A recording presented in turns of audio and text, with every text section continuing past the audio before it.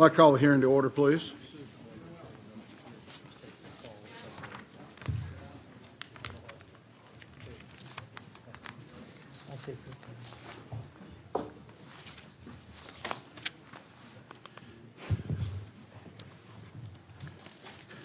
Attorney General Sessions, appreciate your willingness to appear before the committee today.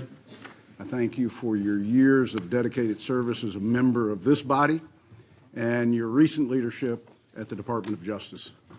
As I mentioned when Director Comey appeared before us last week, this committee's role is to be the eyes and ears for the other 85 members of the United States Senate and for the American people, ensuring that the intelligence community is operating lawfully and has the necessary tools to keep America safe.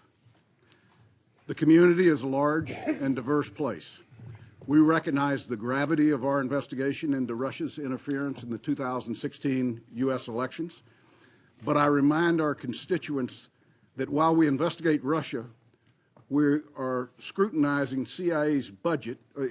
While we're investigating Russia, we are still scrutinizing CIA's budget, NSA's 702 program, our nation's satellite program, and the entire IC effort to recruit and retain the best talent we can find in the world. More often than not, the committee conducts its work behind closed doors, a necessary step to ensure that our most sensitive sources and methods are protected. The sanctity of these sources and methods are at the heart of the intelligence community's ability to keep us safe and to keep our allies safe from those who seek to harm us. I've said repeatedly that I do not believe any committee that the committee does should be done in public. But I also recognize the gravity of the committee's current investigation and the need for the American people to be presented the facts so that they might make their own judgments. It is for that reason that this committee has now held its 10th open hearing of 2017, more than double that of the committee in recent years, and the 5th on the topic of Russian interference. Attorney General Sessions, this venue is your opportunity to separate fact from fiction and to set the record straight on a number of allegations reported in the press. For example, there are several issues that I'm hopeful we will address today. One, did you have any meetings with Russian officials or their proxies on behalf of the Trump campaign or during your time as Attorney General? Two, what was your involvement with candidate Trump's foreign policy team and what were their possible interactions with Russians? Three, why did you decide to recuse yourself from the government's Russia investigation? And fourth, what role, if any, did you play in the removal of then FBI Director Comey? I look forward to a candid and honest discussion as we continue to pursue the truth behind Russia's interference in the 2016 elections. The committee's experienced staff is interviewing the relevant parties, having spoken to more than 35 individuals to date, to include just yesterday an interview of former Homeland Security Secretary Jay Johnson. We also continue to review some of the most sensitive intelligence in our country's possession. As I've said previously, we will establish the facts, separate from rampant speculation, and lay them out for the American people to make their own judgment. Only then will we as a nation be able to put this episode to rest and look to the future. I'm hopeful that members will focus their questions today on the Russia investigation and not squander the opportunity by taking political or partisan shots. The Vice Chairman and I continue to lead this investigation together on what is a highly charged political issue. We may disagree at times, but we remain a unified team with a dedicated, focused, and professional staff working tirelessly on behalf of the American people to find the truth. The committee has made much progress as the political winds blow forcefully around us, and I think all members would agree that despite a torrent of public debate on who and what committee might be best suited to lead on this issue, the Intelligence Committee has lived up to its obligation to move forward with purpose and above politics. Mr. Attorney General, it's good to have you back. I would now turn to the Vice Chairman for any remarks he might have. Thank you, Mr. Chairman, and I want to also thank the way that we're proceeding on this investigation. Mr. Attorney General, it's good to see you again, and we appreciate your appearance on the heels of Mr. Comey's revealing testimony last week. I do, though, want to take a moment at the outset and first express some concern with the process by which we are seeing you, the Attorney General, today. It's my understanding that you were originally scheduled to testify in front of the House and Senate Appropriations Committees today. I know those appearances have been canceled to come here instead. While we appreciate his testimony before our committee, I believe, and I believe I speak for many of my colleagues, that I believe he should also answer questions from members of those committees and the Judiciary Committee as well. Mr. Attorney General, it's my hope that you will reschedule those appearances as soon as possible. In addition, I want to say at the outset that while we consider your appearance today as just the beginning of our interaction with you and your department, Mr. Attorney General, we had always expected to talk to you as part of our investigation. We believed it would be actually later in the process. We're glad to accommodate your request to speak to us today, but we also expect to have your commitment to cooperate with all future requests and make yourself available as necessary to this committee for, as the chairman has indicated, this very important investigation. Now let's move to the subject of today's discussion. Let's start with the campaign. You were an early and ardent supporter of Mr. Trump. In March, you were named as chairman of the Trump campaign's National Security Advisory Committee. You were much more than a surrogate. You were a strategic advisor who helped shape much of the campaign's national security strategy.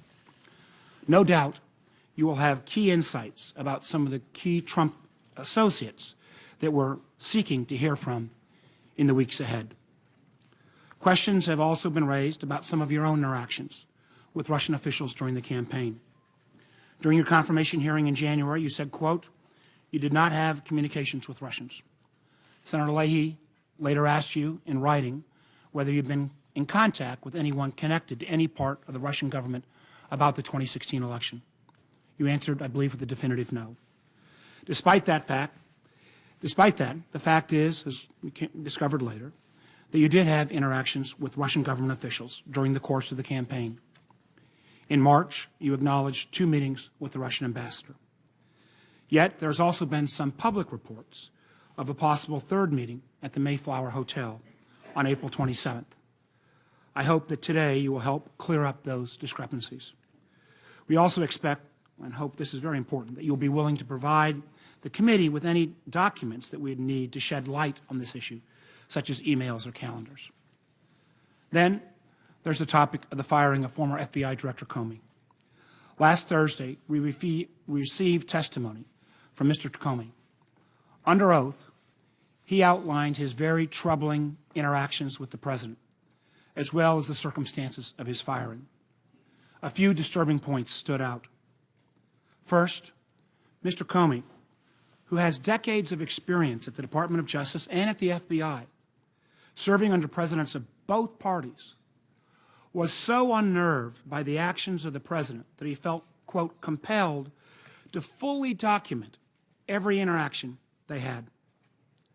Mr. Comey sat where you are sitting today and testified that he was concerned that the President of the United States might lie about the nature of their meetings. That's a shocking statement from one of our nation's top law enforcement officials. We also heard that Director Comey took it as a direction from the President that he was to drop the FBI's investigation into former National Security Advisor, General Mike Flynn. Finally, we heard from Mr. Comey that he believes he was fired over his handling of the Russia investigation. The President himself confirmed this in statements to the media. This is deeply troubling for all of us who believe on both sides of the aisle in preserving the independence of the FBI. We have a lot of work in order to follow up on these alarming disclosures. Mr. Attorney General, your testimony today is an opportunity to begin the process of asking those questions. For instance, again, and I know others will ask about this, you recused yourself from the Russia investigation, yet you participated in the firing of Mr. Comey over the handling of that same investigation. We'll want to ask you about how you viewed your recusal and whether you believe you've complied with it fully. In addition, we heard from Mr. Comey last week that the President asked you to leave the Oval Office so that he could speak one-on-one with Mr. Comey. Again, a very concerning action. We will need to hear from you about how you viewed the President's request and whether you thought it was appropriate. We'll also want to know if you are aware of any attempts by the President to enlist leaders in the intelligence community to undermine this very same Russia investigation. Most importantly, our committee will want to hear what you are doing to ensure that the Russians or any other foreign adversaries cannot attack our democratic process like this ever again. I'm concerned that the President still does not recognize the severity of the threat. He, to date, I believe, has not even acknowledged the unanimous conclusions of the U.S. intelligence community that Russia massively intervened in our elections. The threat we face is real, and it's not limited to us. The recent events in France are, again, a stark reminder that all Western democracies must take steps to protect themselves. I believe the United States can and must be a leader in this effort, but it will require our administration to get serious about this matter. Finally, in the past several weeks, we've seen a concerning pattern of administration officials refusing to answer public, unclassified questions about allegations about the President in this investigation. We had a hearing with this subject last week. I want to commend the chairman, who at the end of that hearing made very clear that our witnesses, it was not acceptable for our witnesses to come before Congress without answers. The American people deserve to know what's going on here. Thank you, Mr. Chairman. I look forward to the witness's testimony. Thank you, Vice Chairman. Attorney General Sessions, if you would stand, I will administer the oath to you. Raise your right hand, if you would, please. Do you solemnly swear to tell the truth and the whole truth and nothing but the truth, so help you God? I do. Please be seated. Thank you, Attorney General Sessions. The floor is yours. Thank you very much, Chairman Burr and Ranking Member Warner, for allowing me to publicly appear before your committee today. I appreciate the committee's critically important efforts to investigate Russian interference with our democratic processes. Such interference can never be tolerated, and I encourage every effort to get to the bottom of any such allegations. As you know, the Deputy Attorney General has appointed a special counsel to investigate the matters related to the Russian interference in the 2016 election. I'm here today to address several issues that have been specifically raised before this committee. And I appreciate the opportunity to respond to questions as fully as the Lord enables me to do so. But as I advise you, Mr. Chairman, and consistent with longstanding Department of Justice practice, I cannot and will not violate my duty to protect the confidential communications I have with the President. Now let me address some issues directly. I did not have any private meetings, nor do I recall any conversations with any Russian officials at the Mayflower Hotel. I did not attend any meetings at that event separate. Prior to the speech attended by the President today, I attended a reception with my staff that included at least 24 people and President Trump, though I do recall several conversations that I had during that pre-speech reception. I do not have any recollection of meeting or talking to the Russian ambassador or any other Russian officials. If any brief interaction occurred in passing with the Russian ambassador during that reception, I do not remember it. After the speech, I was interviewed by the news media. There was an area for that in a different room, and then I left the hotel. But whether I ever attended a reception where the Russian ambassador was also present is entirely beside the point of this investigation into Russian interference in the 2016 campaign. Let me state this clearly, colleagues. I have never met with or had any conversation with any Russians or any foreign officials concerning any type of interference with any campaign or election in the United States. Further, I have no knowledge of any such conversations by anyone connected to the Trump campaign. I was your colleague in this body for 20 years, at least some of you, and and the suggestion that I participated in any collusion, that I was aware of any collusion with the Russian government to hurt this country, which I have served with honor for 35 years, or to undermine the integrity of our democratic process, is an appalling and detestable lie. Relatedly, there is the assertion that I did not answer Senator Franken's question honestly at my confirmation hearing. Colleagues, that is false. I can't say colleagues now. I'm no longer a part of this body, but former colleagues, that is false. This is what happened. Senator Franken asked me a rambling question after some 6 hours of testimony that included dramatic new allegations that the United States intelligence community, the U.S. intelligence community, had advised President-elect Trump, quote, that there was a continuing exchange of information during the campaign between Trump's surrogates and intermediaries for the Russian government, close quote. I was taken aback by that explosive allegation, which he said was being reported as breaking news that very day, and which I had not heard. I wanted to refute that immediately. Any suggestion that I was part of such an activity, I replied to Senator Franken this way, quote, Senator Franken, I'm not aware of any of those activities. I have been called a surrogate a time or two in that campaign, and I did not have communications with the Russians, and I'm unable to comment on it. Close quote. That was the context in which I was asked the question, and in that context, my answer was a fair and correct response to the charge as I understood it. I was responding to this allegation that we had met, surrogates had been meeting with the Russians on a regular basis. It simply did not occur to me to go further than the context of the question and to list any conversations that I may have had with Russians in routine situations, as I had many routine meetings with other foreign officials. So please hear me now. And it was only in March, after my confirmation hearing, that a reporter asked my spokesperson whether I had ever met with any Russian officials. This was the first time that question had squarely been posed to me.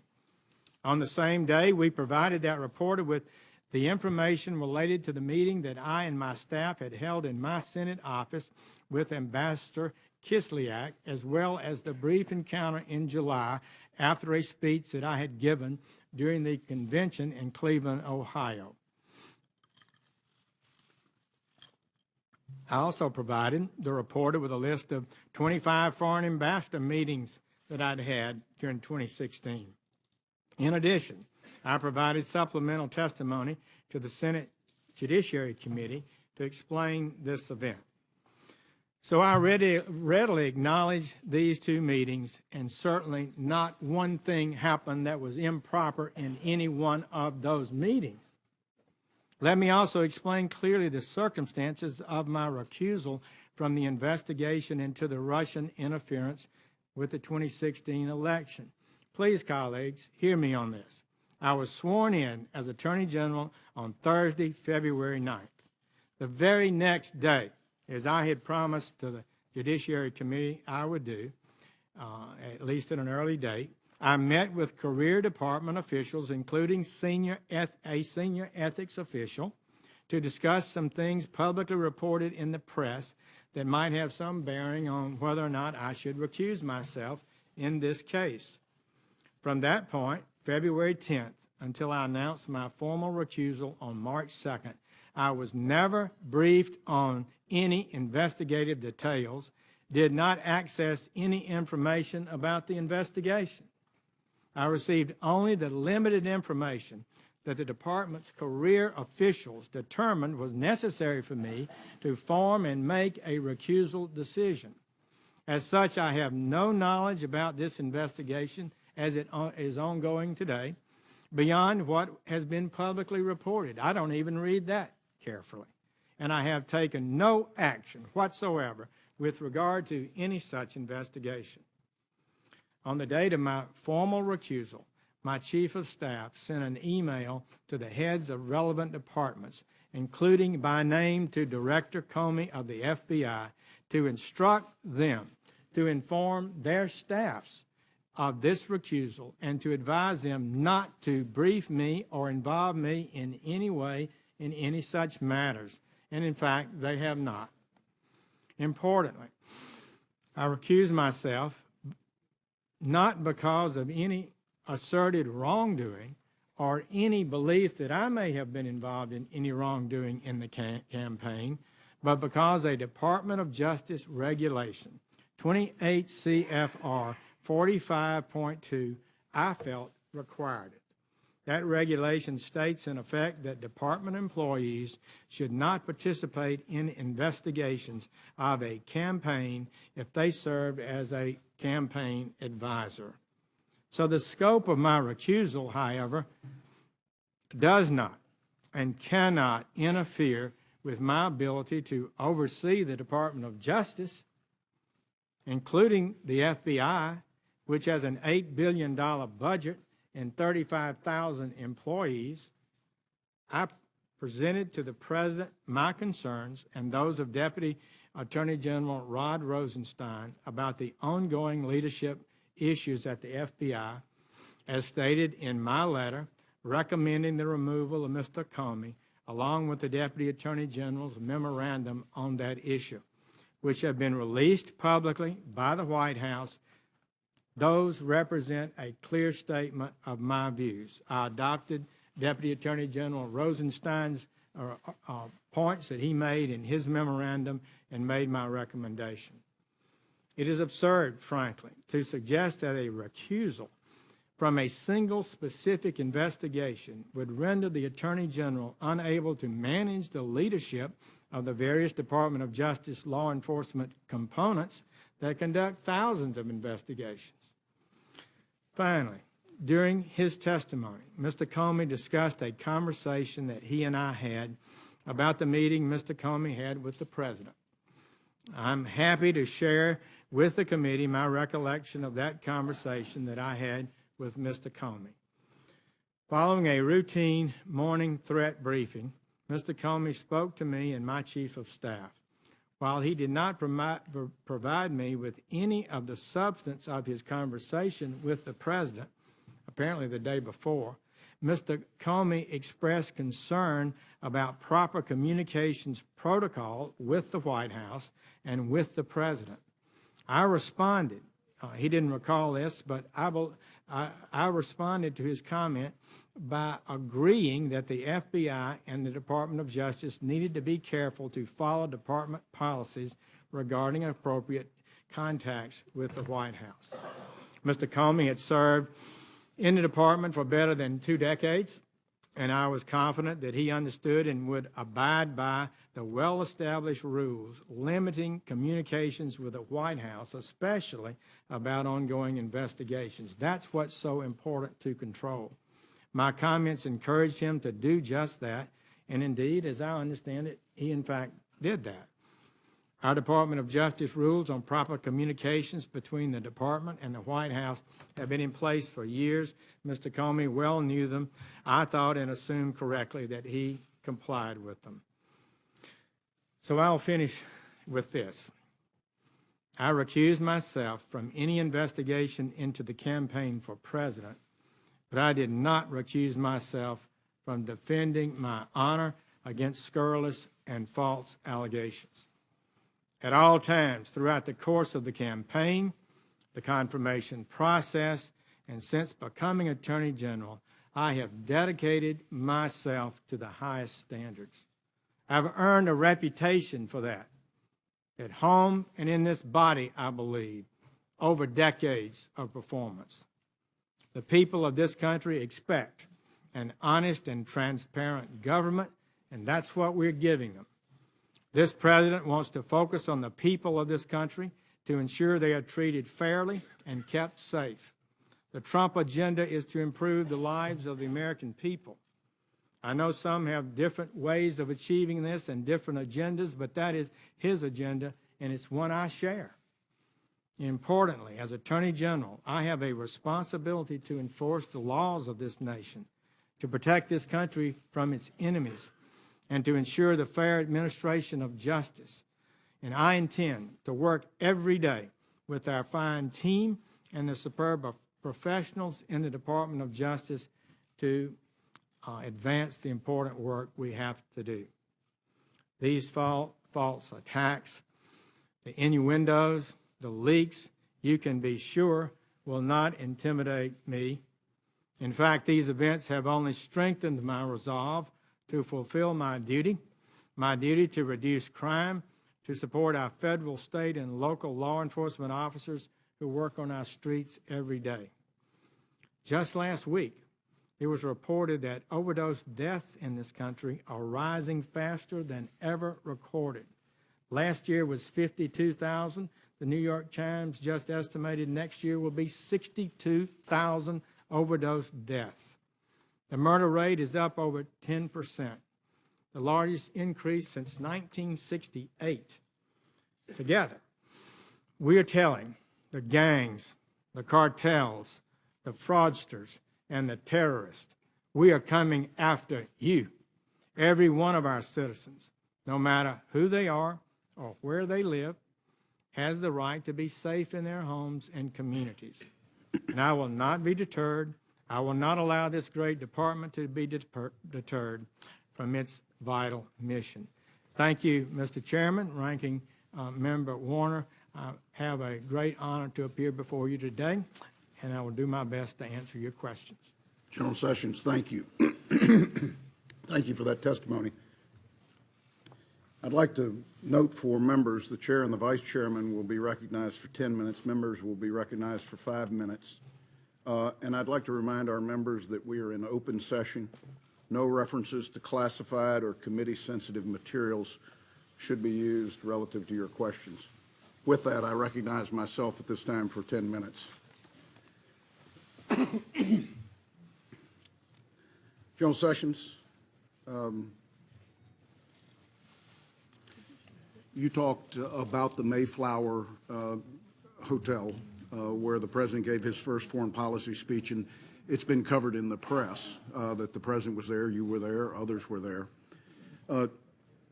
From your testimony, you said you don't remember whether Ambassador Kislyak was there, the Russian ambassador. Is that correct?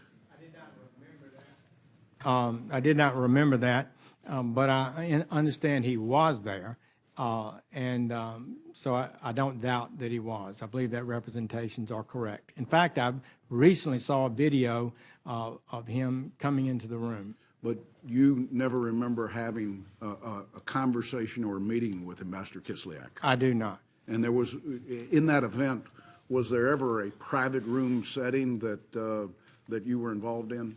No. With any? Other than the reception area that was shut off from, I guess, the main crowd, a couple of dozen, 2 to 3 dozen people. I would take for granted at an event like this, the president shook some hands. Yes, he came in and shook hands in the group. Okay.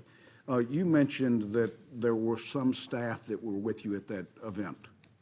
My legislative director at the time, Is this your Senate staff? Senate legislative director, who was a retired U.S. Army colonel who'd served on the Armed Services staff with Senator John Warner before she joined my staff, was with me in the reception area and throughout the rest of the events. Would you say that you were there as a United States Senator or as a surrogate of the campaign for this event? I came there as an interested person, very anxious to see how President Trump would do in his first major foreign policy address. I believe he'd only given one major speech before. That would maybe at the Jewish AIPAC event.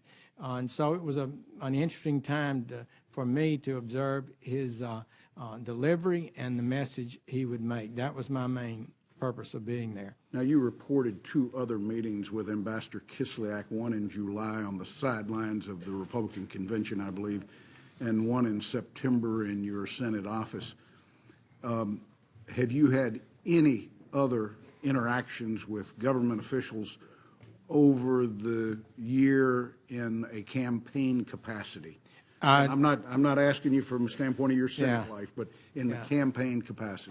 No, Mr. Chairman. I've racked my brain to make sure I could answer any of those questions correctly, and I did not. I would just offer for you that when asked about whether I had any meetings with Russians by the reporter in March, we immediately recalled the conversation, the encounter I had at the convention and the meeting in my office, and made that public.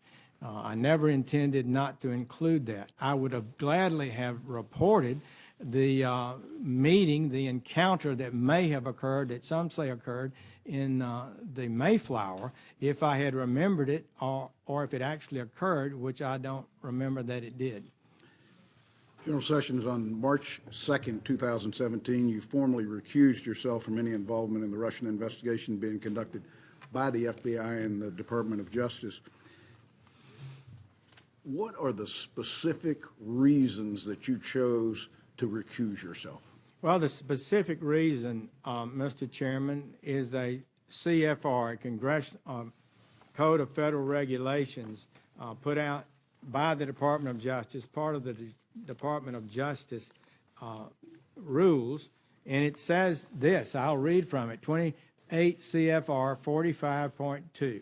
Unless authorized, no employee shall participate in a criminal investigation or prosecution if he has a personal or political relationship with any person involved in the conduct of an investigation. It goes on to say for political, in a political campaign, and it says if you have a close identification with an elected official or candidate arising from service as a principal advisor, you should not participate in an investigation of that campaign. So many have suggested that my recusal is because I felt I was a subject of the investigation myself, that I may have done something wrong, but this is the reason I recused myself. I felt I was required to under the rules of the Department of Justice, and as a leader of the Department of Justice, I should comply with the rules, obviously. So did your legal counsel basically know from day one you would have to recuse yourself of this investigation because of the current statute? Well, I do have a timeline of what occurred. I was sworn in on the 9th, I believe, of February. I then, on the 10th, had my first meeting to generally discuss this issue where the CFR was not discussed. We had several other meetings, and it became clear to me over time that I qualified as a significant principal advisor type person to the campaign, and it was the appropriate and right thing for me to recuse myself. This could explain Director Comey's comments that he knew that there was a likelihood you would recuse yourself because he was probably familiar with the same statute. Well, I think probably so. I'm sure that the attorneys in the Department of Justice probably communicated with them. Because, Mr. Chairman, let me say this to you clearly. In effect, as a matter of fact, I recused myself that day.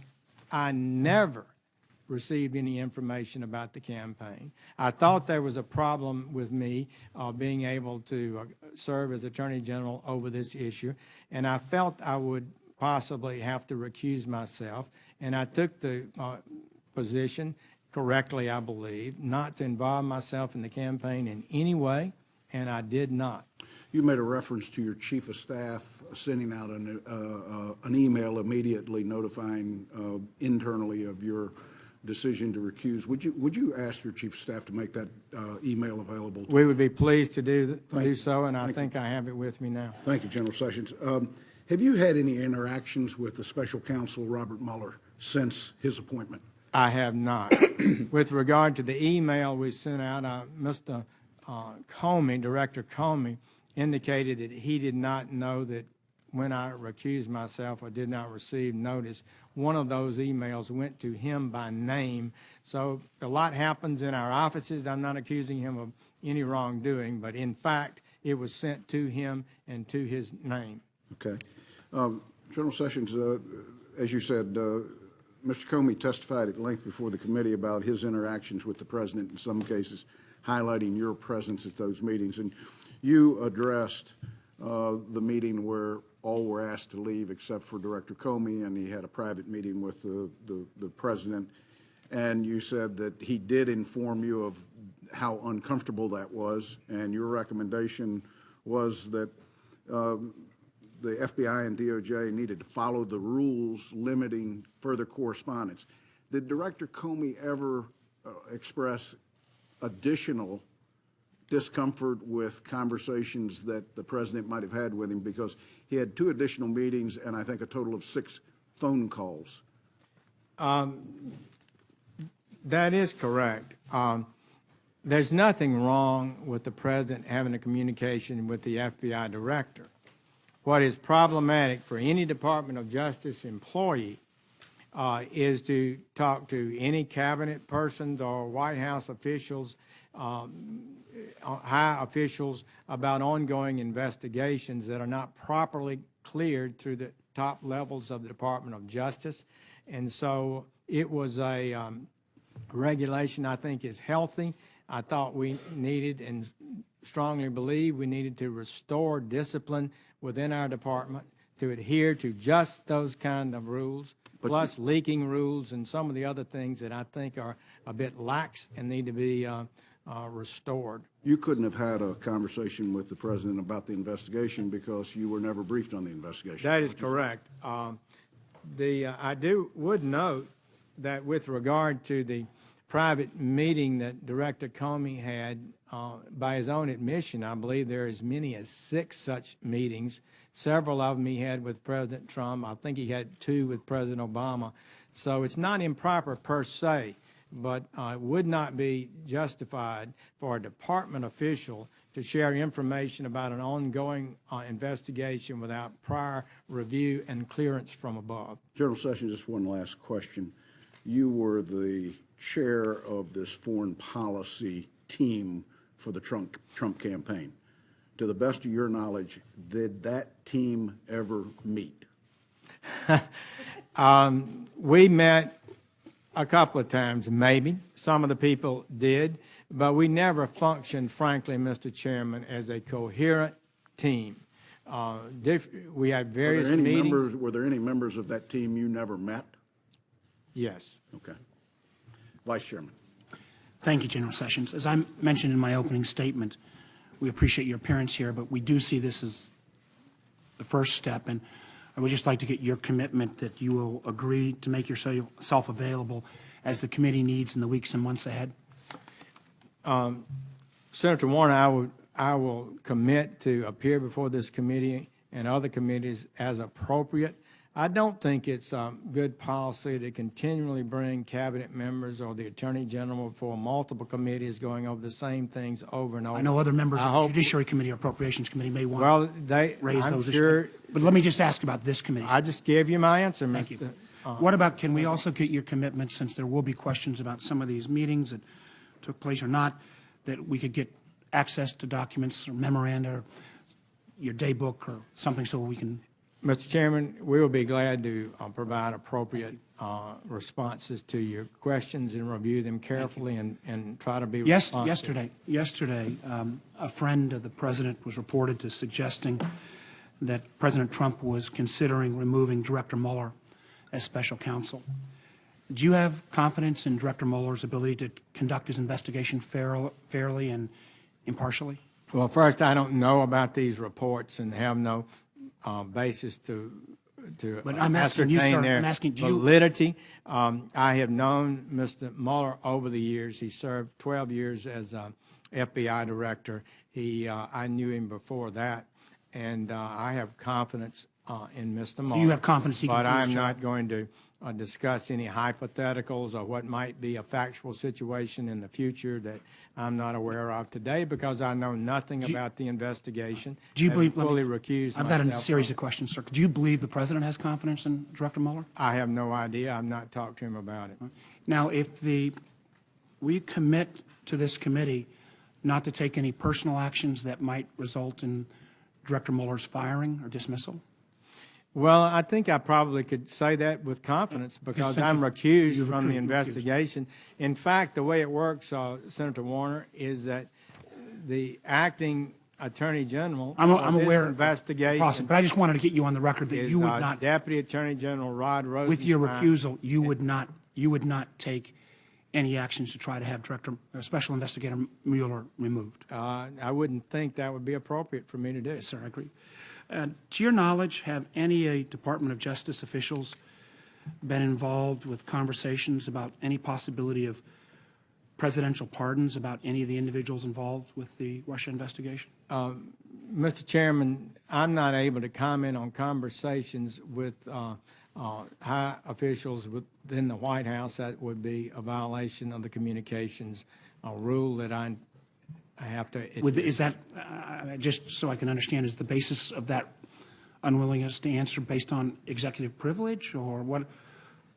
It's a longstanding policy of the Department of Justice not to comment on conversations that the Attorney General has had with the President of the United States for confidential reasons that really are founded in the co-equal branch powers in the Constitution of the United States. But just so I'm understanding, does that mean, are you claiming executive privilege here today, sir? I'm not claiming executive privilege, because that's the President's power, and I have no power to claim executive privilege. What about conversations with other Department of Justice or other White House officials about potential pardons? Not the President, sir. Mr. Chairman, without in any way suggesting that I have had any conversations concerning pardons, totally apart from that, there are privileges of communication within the Department of Justice that we share, all of us do. We have a right to have full and robust debate within the Department of Justice. We encourage people to speak up and argue cases on different sides, and those arguments are not I would hope, revealed. Historically, we've seen that they shouldn't be revealed. I would hope that you would agree that, since you've recused yourself from this investigation, that if the President or others would pardon someone during the midst of this investigation, while our investigation or Director Mueller's investigation, that would be, I would think, problematic. Let me, one of the comments you made in your testimony was that you'd reached this conclusion about the performance of then Director Comey's ability to lead the FBI, that you agreed with Deputy Attorney General Rosenstein's memo, the fact that you'd worked with Director Comey for some time. Did you ever have a conversation as a superior of Director Comey with his failure to perform, or some of these accusations that he wasn't running the FBI in a good way, or that somehow the FBI is in turmoil? Did you have any conversations with Director Comey about those subjects? I did not. So you were his superior, and there were some fairly harsh things said about Director Comey. You never thought it was appropriate to raise those concerns before he was actually terminated by the President? I did not do so. A memorandum was prepared by the Deputy Attorney General who evaluated his performance, noted some serious problems with it. And you agreed with those conclusions? I agreed with those. In fact, Senator Warner, we had talked about it even before I was confirmed and before he was confirmed. It's something that we both agreed to, that a fresh start at the FBI was probably the best thing. It just, again, seems a little, I could understand that if you talked about that before you came on, you had a chance for a fresh start, there was no fresh start. Suddenly we're in the midst of the investigation, and with timing that seems a little peculiar, that what kind of, at least to me, was out of the blue, the president fires the FBI director, and if there are all these problems of disarray and a lack of esprit de corps at the FBI, all things that the acting director of the FBI denied is the case, I would have thought that somebody would have had that kind of conversation with Director Comey. He was at least been owed that. Let's go to the April 27th meeting. Has been brought up, I think the chairman brought it up. By the time April 27th came around, you'd already been named as the chair of then candidate Trump's National Security Advisory. So showing up that meeting would be appropriate, not only That as was the concerns- Mayflower Hotel. Right, yes, sir. time. Yes, sir. And my understanding was that the president's son-in-law, Jared Kushner, was at that meeting as well. I believe he was, yes. You don't recollect whether Mr. Kushner had any conversations with Ambassador Kislyak at that session? I do not. Okay.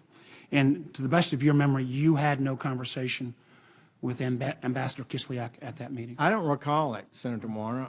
It would have been, certainly I can assure you, nothing improper if I'd had a conversation with him, and it's conceivable that occurred. I just don't remember it. But there was nothing in your notes or memory so that when you had a chance, and you did, and I appreciate, correct the record about the other two sessions in response to Senator Frank and Senator Leahy, this one didn't pop into your memory, that maybe in the overabundance of caution that you ought to report this session as well? Well, I guess I could say that I possibly had a meeting, but I still do not recall it. And I did not in any way fail to record something in my testimony or in my subsequent letter intentionally false. I understand that, sir. I'm just trying to understand when you corrected the record, and clearly by the time you had a chance to correct the record, I would have thought that you would have known that Ambassador Kislyak was at that April 27th session. It received quite a bit of press notoriety. And again, echoing what the chairman has said, just again for the record, there was no other meeting with any other officials of the Russian government during the campaign season.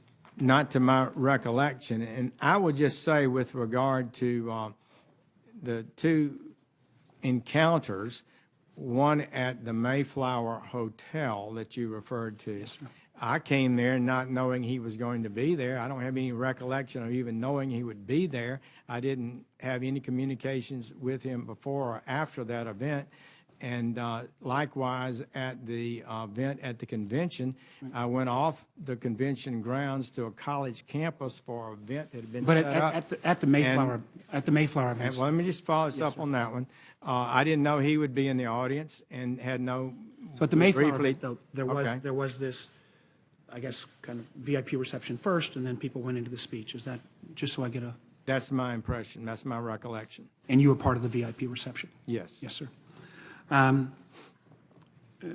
General Sessions, one of the, again, troubling things that I need to sort through is, Mr. Comey's testimony last week was that he felt uncomfortable when the president asked everyone else to leave the room. He left the impression that you lingered, with perhaps a sense that you felt uncomfortable about it as well. I'm going to allow you to obviously answer and correct if that's not the right impression. After this meeting took place, which clearly Director Comey felt had some level of uncomfortableness, you never asked Director Comey what took place in that meeting? Well, I would just say it this way. We were there. I was standing there, and without revealing any conversation that took place, what I do recall is that I did depart. I believe everyone else did depart, and Director Comey was sitting in front of the president's desk, and they were talking. So that's what I do remember. I believe it was the next day that he said something, expressed concern about being left alone with the president. But that in itself is not problematic. He did not tell me at that time any details about anything that was said that was improper. I affirmed his concern that we should be following the proper guidelines of the Department of Justice, and basically backed him up in his concerns, and that he should not carry on any conversation with the president or anyone else about an investigation in a way that was not proper. I felt he, so long in the department, former Deputy Attorney General, as I recall, knew those policies probably a good deal better than I did. Thank you, sir, and thank you, Mr. Chairman. But it did appear that Mr. Comey felt that the conversation was improper. He was concerned about it, and his recollection of what he said to me about his concern, is consistent with my recollection. Senator Risch. Attorney General Sessions, good to hear you talk about how important this Russian interference and active measures in our campaign is. I don't think there's any American who would disagree with the fact that we need to drill down to this, know what happened, get it out in front of the American people, and do what we can to stop it again. And that's what this committee was charged to do, and that's what this committee started to do. As you probably know, on February 14th, the New York Times published an article alleging that there was constant communications between the Trump campaign and the Russians and collusion regarding the elections. You recall that article when it came out? Not exactly. Generally. But that was generally, I remember those charges. Mr. Comey told us when he was here last week that he had a very specific recollection. In fact, he chased it down through the intelligence community and was not able to find a scintilla of evidence to that effect. Then he sought out both Republicans and Democrats up here to tell them that this was false, that there was no such facts anywhere that corroborated what the New York Times had reported. Nonetheless, after that, this committee took that on as one of the things, and we've spent really substantially more time on that than we have on the Russian active measures. We've been through thousands of pages of information, interviewed witnesses, and everything else. We're really no different than where we were when this whole thing started. But and there's been no reports that I know of any factual information in that regard. Are you aware of any such information of collusion? Is that arose from the dossier, so-called dossier, Senator Risch? Is that what you're referring to? Well, we're anywhere. I believe that's the report that Senator Franken hit me with when I was testifying, and it, I think, has been pretty substantially discredited, but you would know more than I. But what was said that would suggest I participated in the continuing communications with Russians over as a surrogate is absolutely false. Mr. Sessions, there's been all this talk about conversations and that you had some conversations with the Russians. Senators up here who are on either foreign relations, intelligence, or armed services, conversations with officers of other governments or ambassadors or what have you are everyday occurrences here, multiple time occurrences for most of us. Is that a fair statement? I think it is, yes. And indeed, if you run into one in a grocery store, you're going to have a conversation with them. Is that fair? Could very well happen. And Could be nothing improper. All right. On the other hand, collusion with the Russians or any other government for that matter, when it comes to our elections, certainly would be improper and illegal. Would that be a fair statement? Absolutely. All right. Are you willing to sit here and tell the American people, unfiltered by what the media is going to put out, that you participated in no conversations of any kind where there was collusion between the Trump campaign and any other foreign government? I can say that absolutely, and I have no hesitation to do so. Mr. Sessions, you're a former U.S. attorney, former United States Senator, and the Attorney General of the United States. You participated, as you've described, in the Trump campaign. And as such, you traveled with the campaign, I gather? I did. You spoke for the campaign at times? Well, on a number of occasions. I was not continually on the trail. Based upon your experience and based upon your participation in the campaign, did you hear even a whisper or a suggestion or anyone making reference within that campaign that somehow the Russians were involved in that campaign? I did not. Okay. No what would you have done if you'd have heard that? Well, I would have been shocked, and I would have known it was improper. And headed for the exit, I suppose. Well, maybe. So this was, you know, this is a serious matter, because what you're talking about is hacking into a private person or DNC computer and obtaining information and spreading that out. That's just not right. And I believe it's likely that laws were violated if that actually occurred. So it's an improper thing. Mr. Sessions, has any person from the White House or the administration including the President of the United States, either directed you or asked you to do any unlawful or illegal act since you've been Attorney General of the United States? No, Senator Rich, not. Thank you, Mr. Chairman. Senator Feinstein. Thanks very much, Mr. Chairman. Welcome, Attorney General. Thank you. On May 19th, Mr. Rosenstein, in a statement to the House of Representatives, essentially told them that he learned on May 8th that President Trump intended to remove Director Comey. When you wrote your letter on May 9, did you know that the President had already decided to fire Director Comey? Senator Feinstein, I would say that I believe it's been made public that the President asked us our opinion. It was given, and he asked us to put that in writing. I don't know how much more he said about it than that, but I believe he has talked about it, and I would let his words speak for themselves. Well, on May 11th, on NBC Nightly News, 2 days later, the President stated he was going to fire Comey regardless of the recommendation. So I'm puzzled about the recommendation because the decision had been made. So what was the need for you to write a recommendation?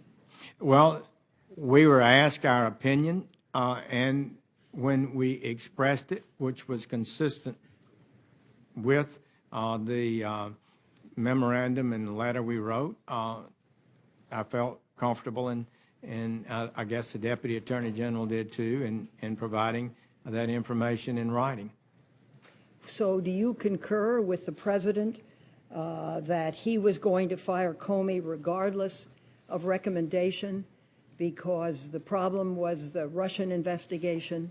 Senator Feinstein, I guess I'll just have to let his words speak for himself. I'm not sure what was in his mind explicitly when we talked with him.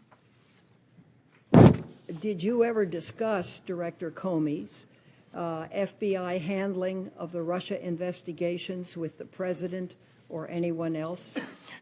Senator Feinstein, that would call for a communication between the Attorney General and the President, and I'm not able to comment on that. You are not able to answer the question here, whether you ever discussed that with him? That's correct. And how do you view that? Since you discussed his termination, why wouldn't you discuss the reasons?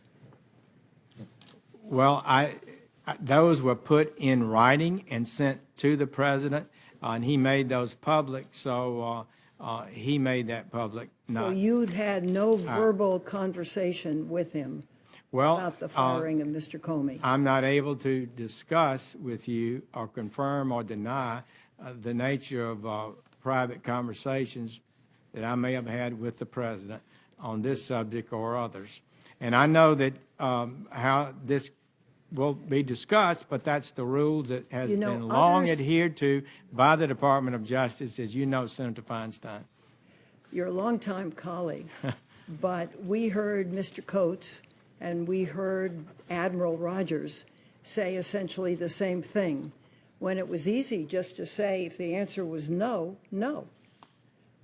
Well, it would have been easier to say if it was yes, yes, but both would have been improper. Okay. So how exactly were you involved in the termination of Director Comey? Because I am looking at your letter dated May 9, and you say the director of the FBI must be someone who follows faithfully the rules and principles, who sets the right example for our law enforcement officials.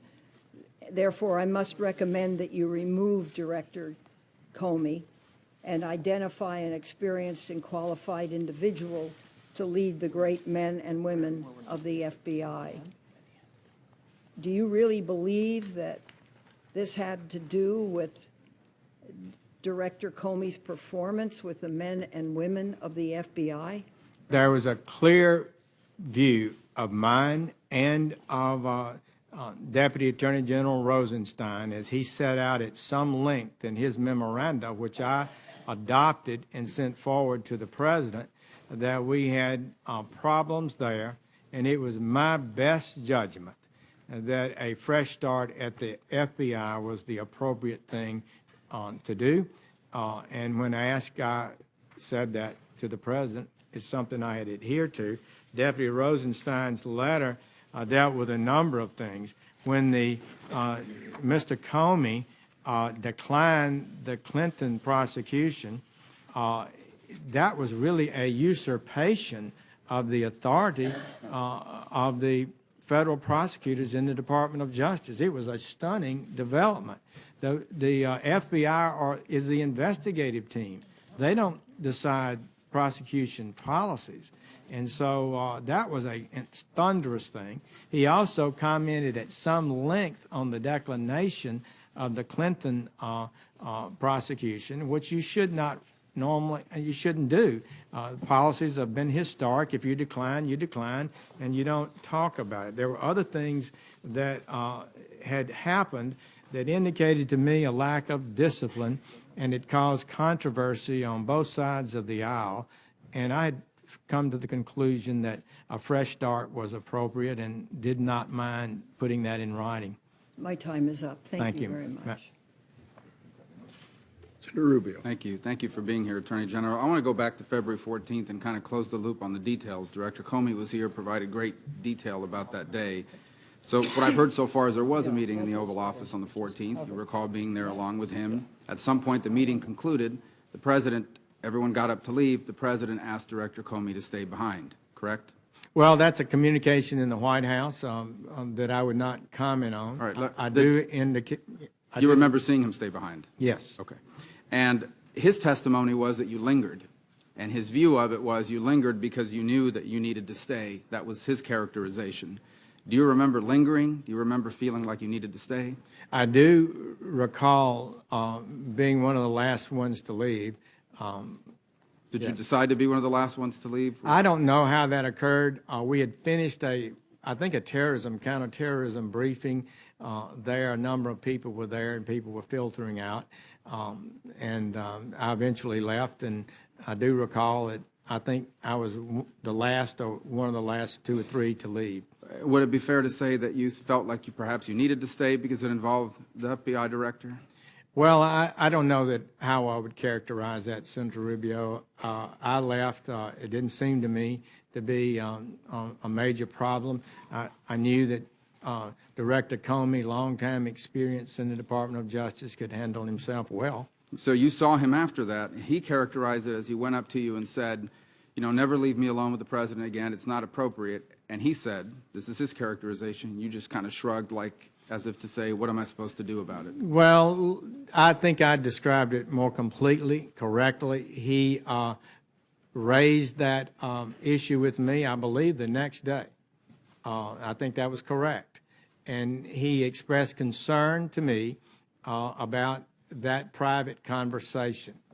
And I agreed with him essentially that there are rules on private conversations with the President, but there's not a prohibition on a private discussion with the President, as I believe he's acknowledged 6 or more himself with President Obama and President Trump.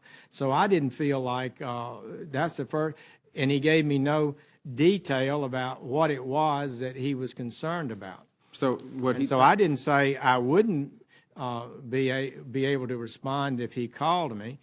He certainly knew that with regard that he could call his direct supervisor, which in the Department of Justice, the direct supervisor to the FBI is the Deputy Attorney General. He could have complained to the deputy or to me at any time if he felt pressured, but I had no doubt that he would not yield to any pressure. Do you know if the President records conversations in the Oval Office or anywhere in the White House? I do not. Let me ask you this. If, in fact, any president was to record conversations in their official duties in the White House or the like, would there be an obligation to preserve those records? I don't know, Senator Rubio. Probably so.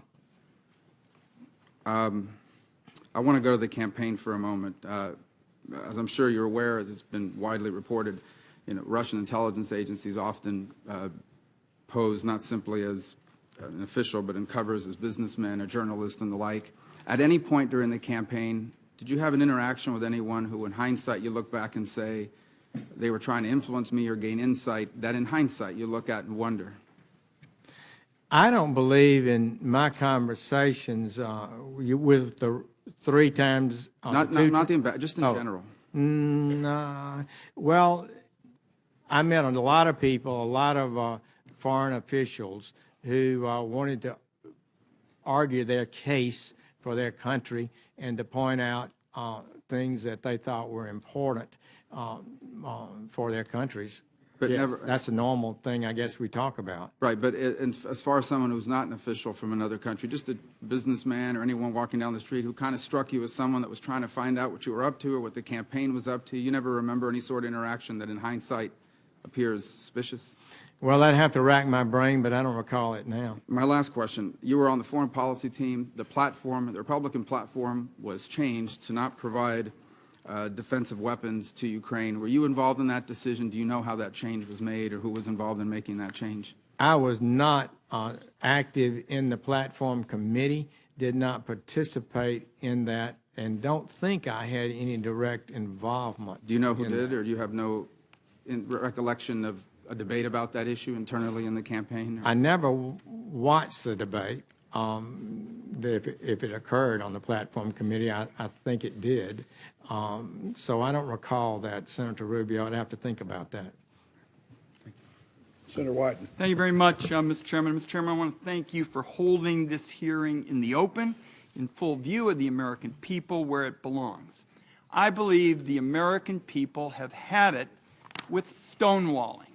Americans don't want to hear that answers to relevant questions are privileged and off limits, or that they can't be provided in public, or that it would be, quote, inappropriate for witnesses to tell us what they know.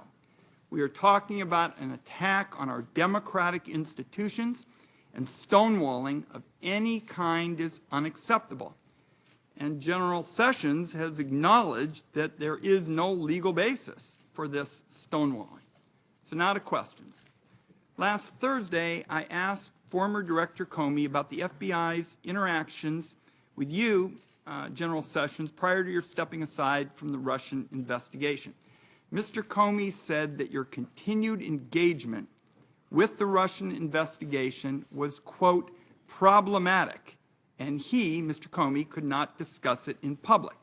Mr. Comey also said that FBI personnel had been calling for you to step aside from the investigation at least 2 weeks before you finally did so.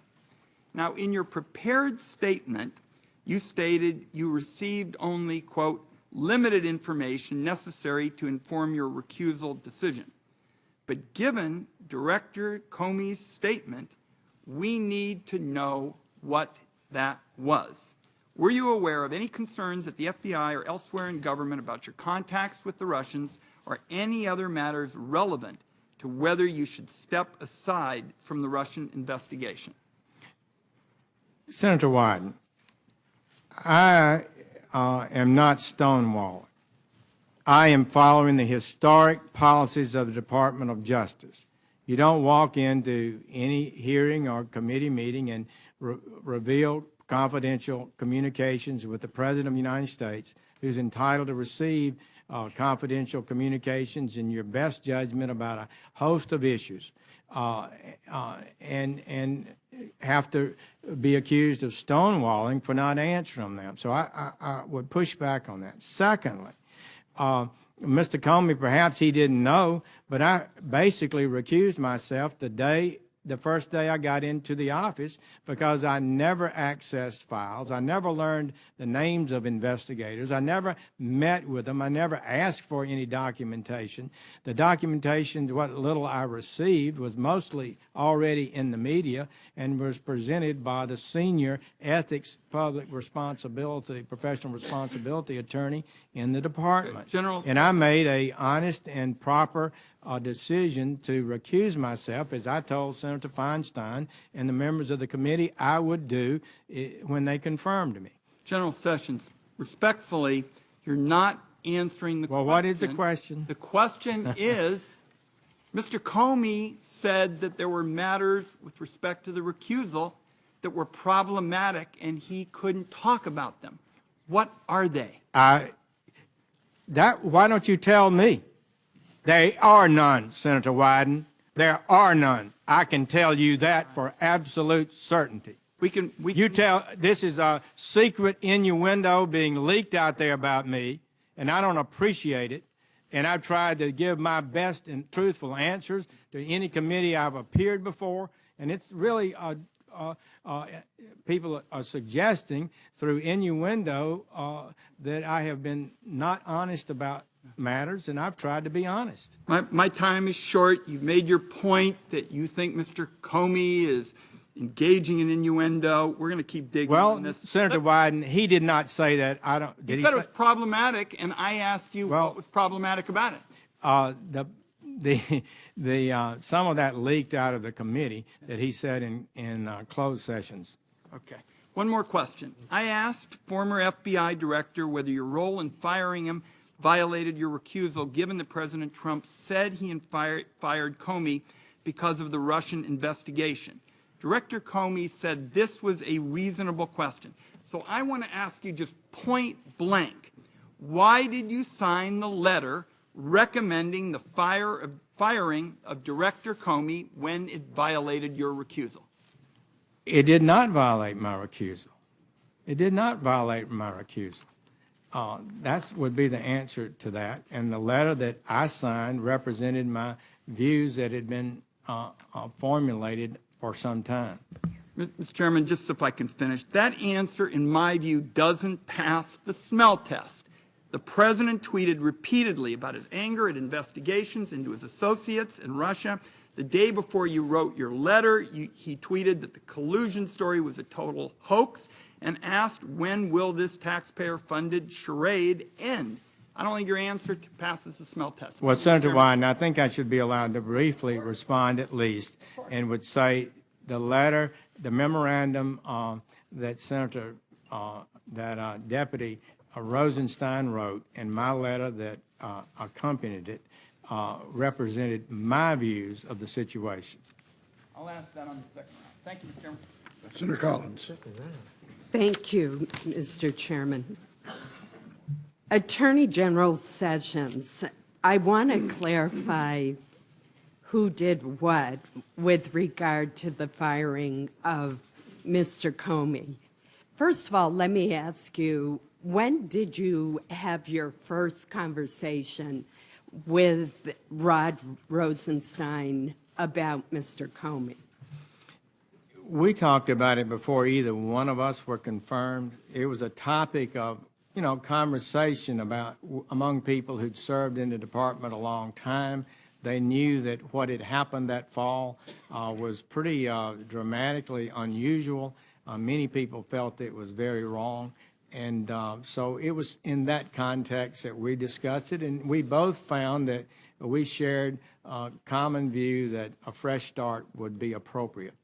And this was based on Mr. Comey's handling of the investigation involving Hillary Clinton, in which you said that he usurped the authority of prosecutors at the Department of Justice?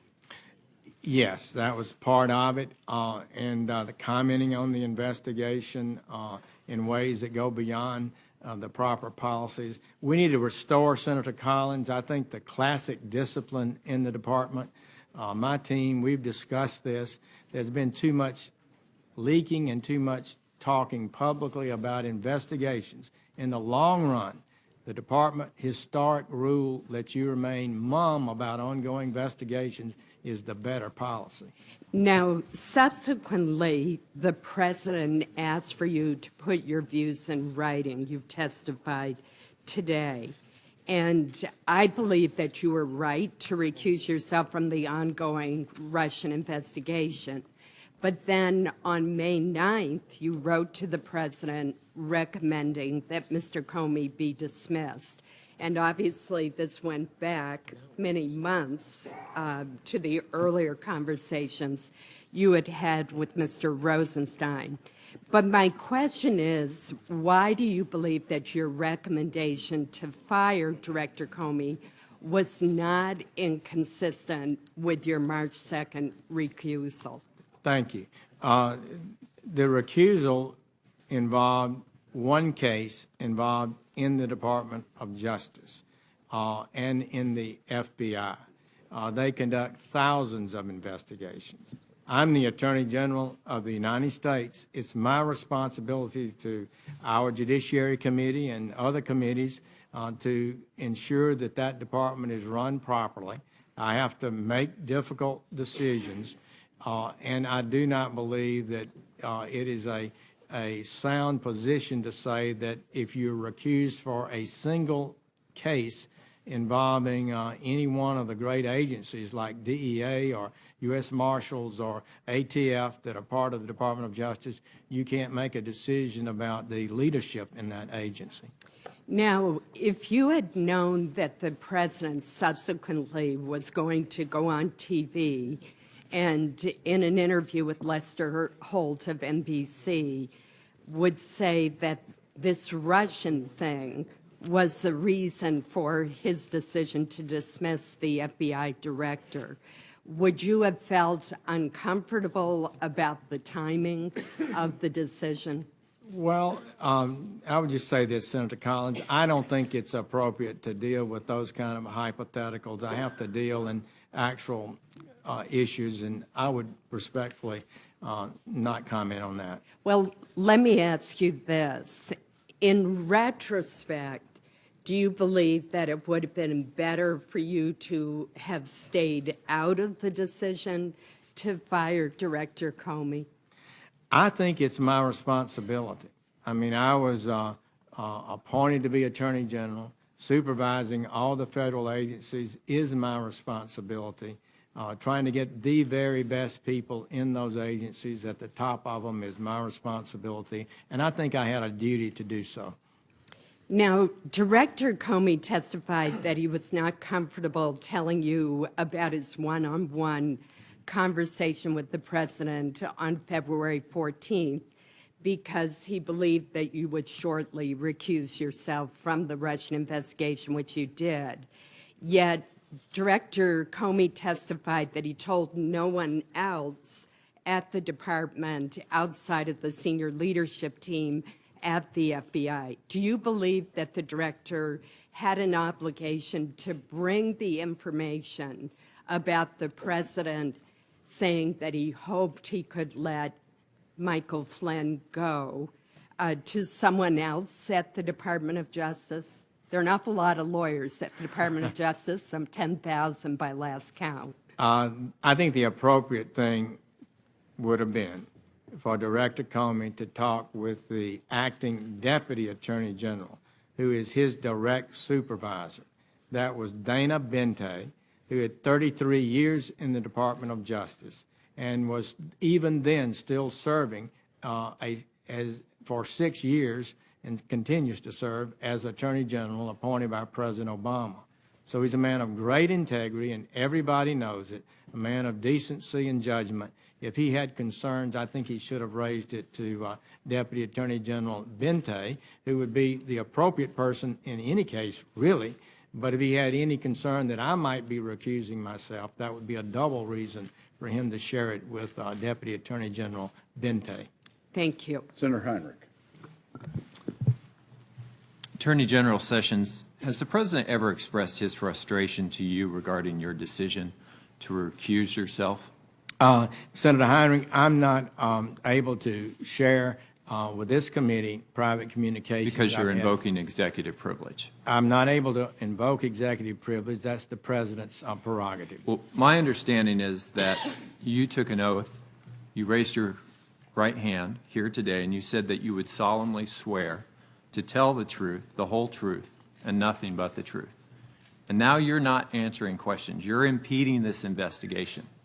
So my understanding of the legal standard is that you either answer the question, that's the best outcome, You say, this is classified, can't answer it here. I'll answer it in closed session. That's bucket number 2. Bucket number 3 is to say, I'm invoking executive privilege.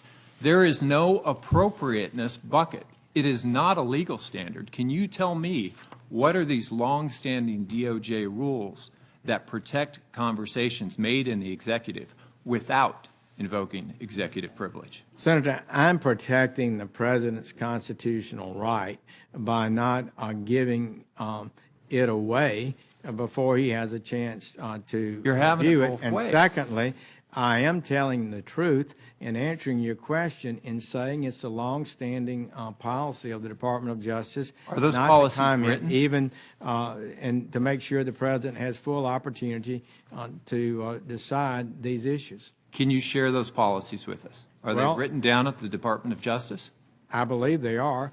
This is Certainly, the it's- appropriateness legal standard for it's not the- answering congressional inquiries. It's my judgment that it would be inappropriate for me to answer and reveal private conversations with the president when he has not had a full opportunity to review the questions and to make a decision on whether or not to approve such an answer. One, there are also other privileges that could be invoked.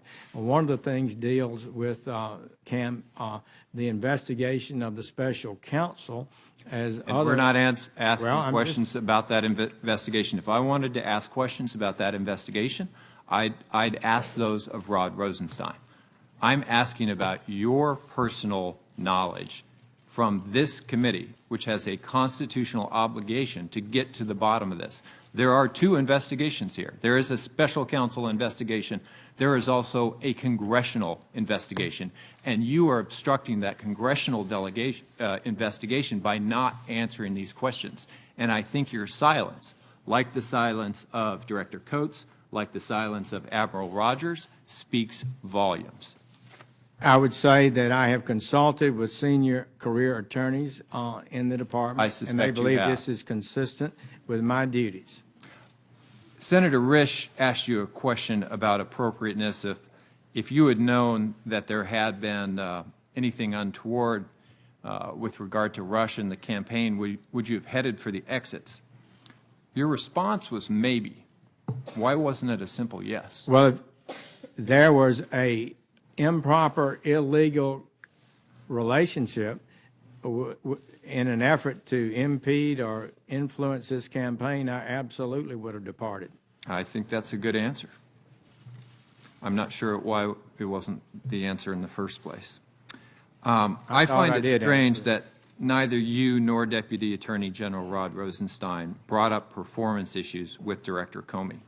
And in fact, Deputy FBI Director McCabe has directly refuted any assertion that there were performance issues. This is troubling because it appears that the President decided to fire Director Comey because he was pursuing the Russia investigation and had asked you to come up with an excuse.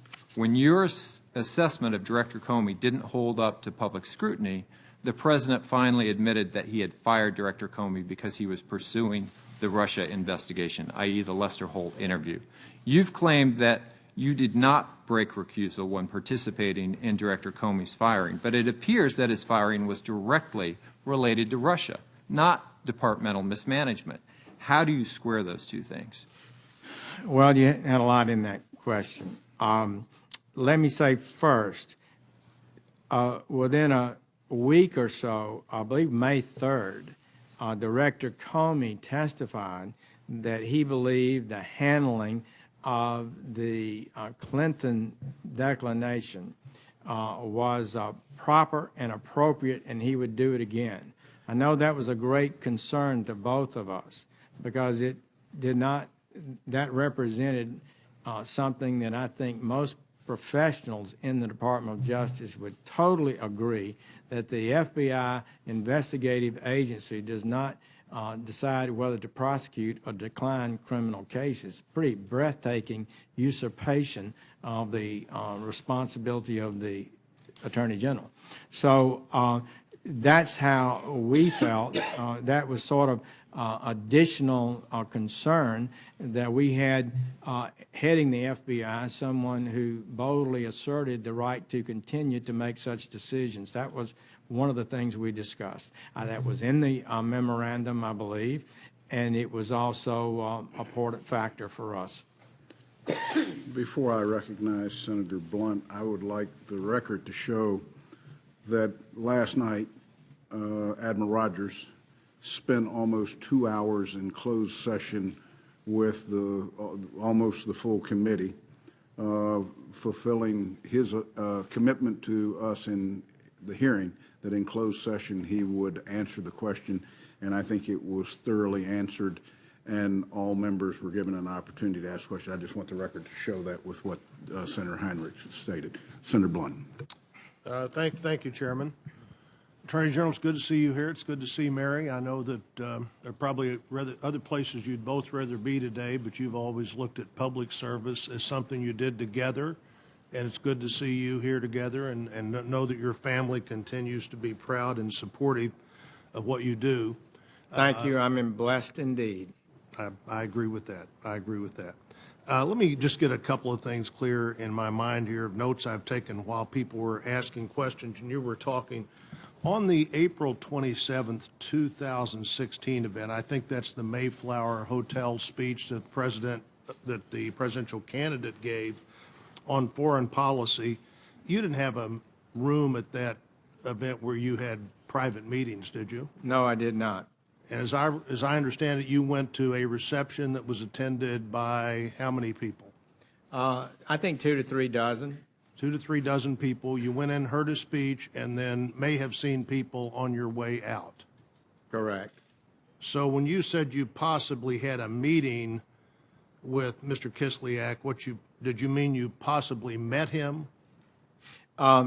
I didn't have any formal meeting with him. I'm meeting. confident of that, but I may have had an encounter during the reception. That's the only thing I cannot say with certainty. I did not.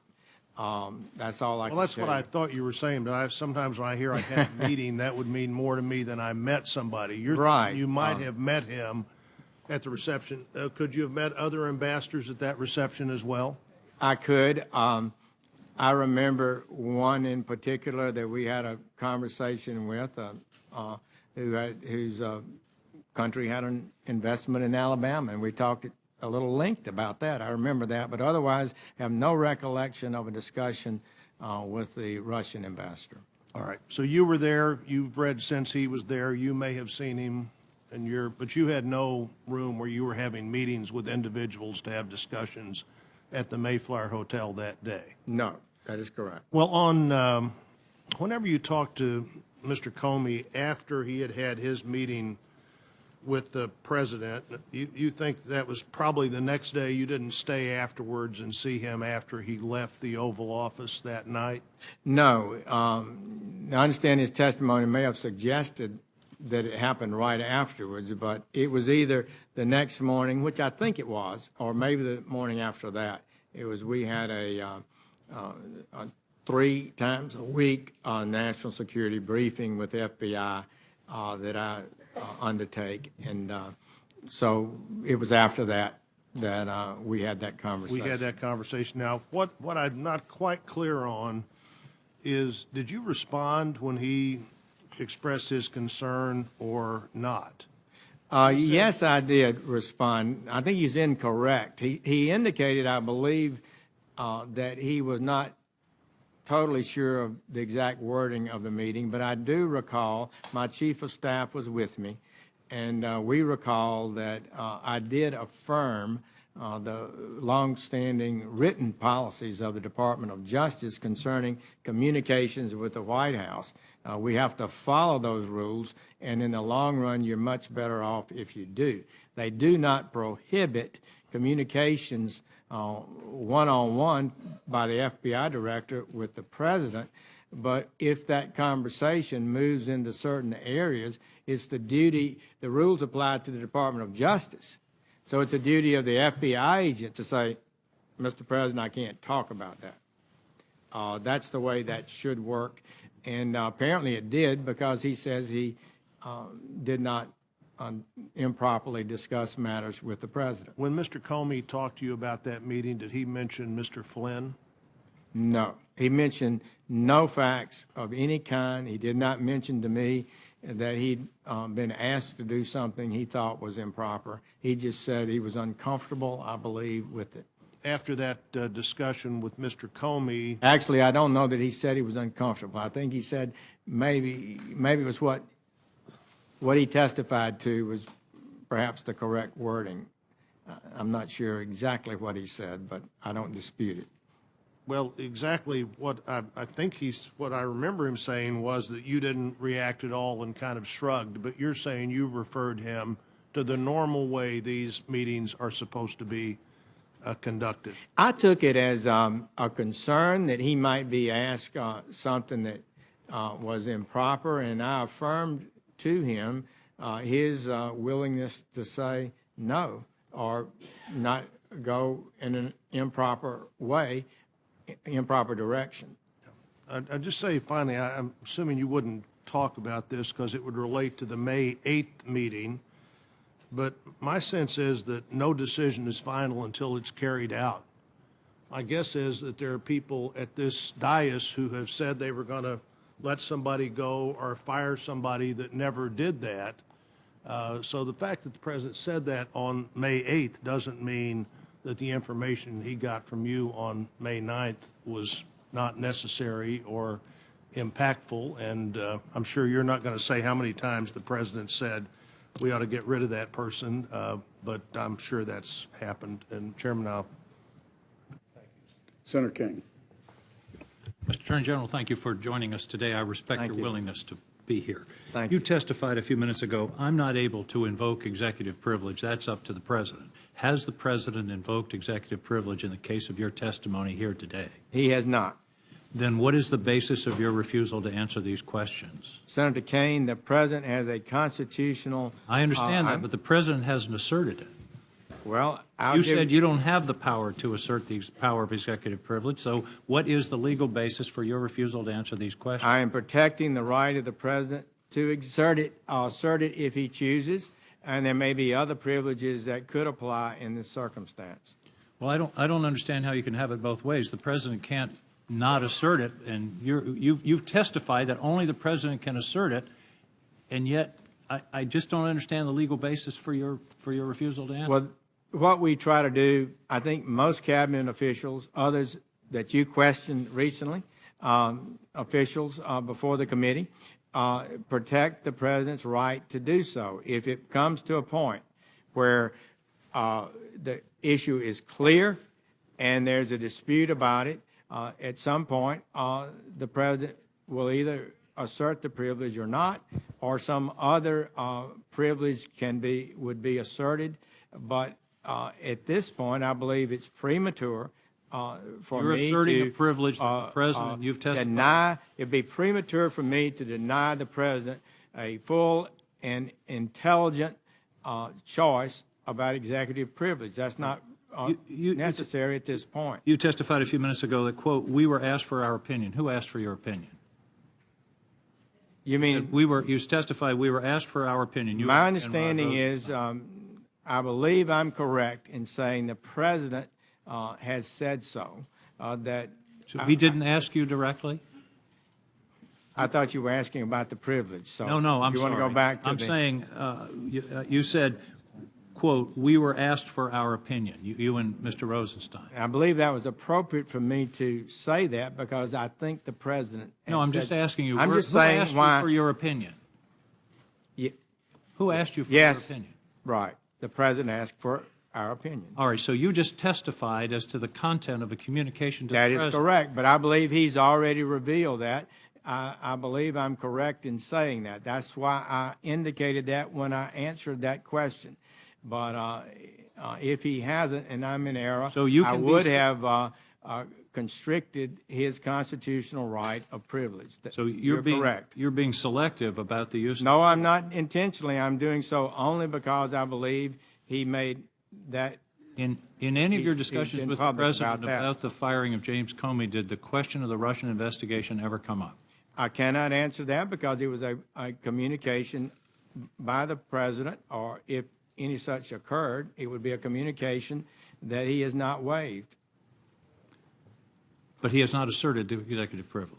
He has not asserted executive privilege Do you today. believe the Russians interfered with the 2016 elections? It appears so. The intelligence community seems to be united in that. But I have to tell you, Senator King, I know nothing but what I've read in the paper. I've never received any detailed briefing on how hacking occurred or how information was alleged to have influenced Well, the campaign. between the election, there was a memorandum from the intelligence community on October 9th that detailed what the Russians were doing after the election, before the inauguration. You never sought any information about this rather dramatic attack on our country? No. You never asked for a briefing or attended a briefing or read the intelligence reports? You might have been very critical of me if I, as an active part of the campaign, was seeking intelligence relating to something that might be relevant to the campaign. I'm not sure that I'm not talking about the campaign. I'm talking about what the Russians did. You received no briefing on the Russian active measures in connection with the 2016 election. No, I don't believe I ever did. Let's go to your letter of May 9th. You said, based upon my evaluation and for the reasons expressed by the deputy, was that a written evaluation? My evaluation was an evaluation that had been going on for some months. Is there a written evaluation? I did not make one. I think you could classify Deputy Attorney General Rosenstein's memorandum as an evaluation, one that, and he was the direct supervisor of the FBI director. And his evaluation was based 100% on the handling of the Hillary Clinton emails. Is that correct? Well, in a number of other matters, but as I recall, but he did explicitly lay out the errors that he thought had been made in that process by the director of the FBI. I thought they were cogent and accurate and far more significant than I think a lot of people have understood. Thank you, Mr. Chairman. Senator Langford. Thank you, Mr. Chairman. Attorney General Sessions, good to see you again. Thank you. You speak as a man eager to set the record straight. And you've spoken very plainly from the very beginning, from your opening statement all the way through this time. I am amazed at the conversations, as if an Attorney General has never said there were private conversations with the President, and we don't need to discuss those. It seems to be a short memory about some of the statements Eric Holder would and would not make to any committee in the House or the Senate, and would or would not turn over documents, even requested, that had to go all the way through the court system to finally the courts having to say, no, the President can't hold back documents and the Attorney General can't do that. So somehow some accusation that you're not saying every conversation about everything. There's a long history of Attorney Generals standing beside the President saying there are some conversations that are confidential. And then it can be determined from there. It does seem as well that every unnamed source story somehow gets a hearing. I was in the hearing this morning with Rod Rosenstein as we dealt with the appropriations request that originally obviously you were scheduled to be at, that Rod Rosenstein was taking your place to be able to cover. He was very clear. He was peppered with questions about Russia during that conversation as well. He was very clear that he has never had conversations with you about that and that you have never requested conversations about that.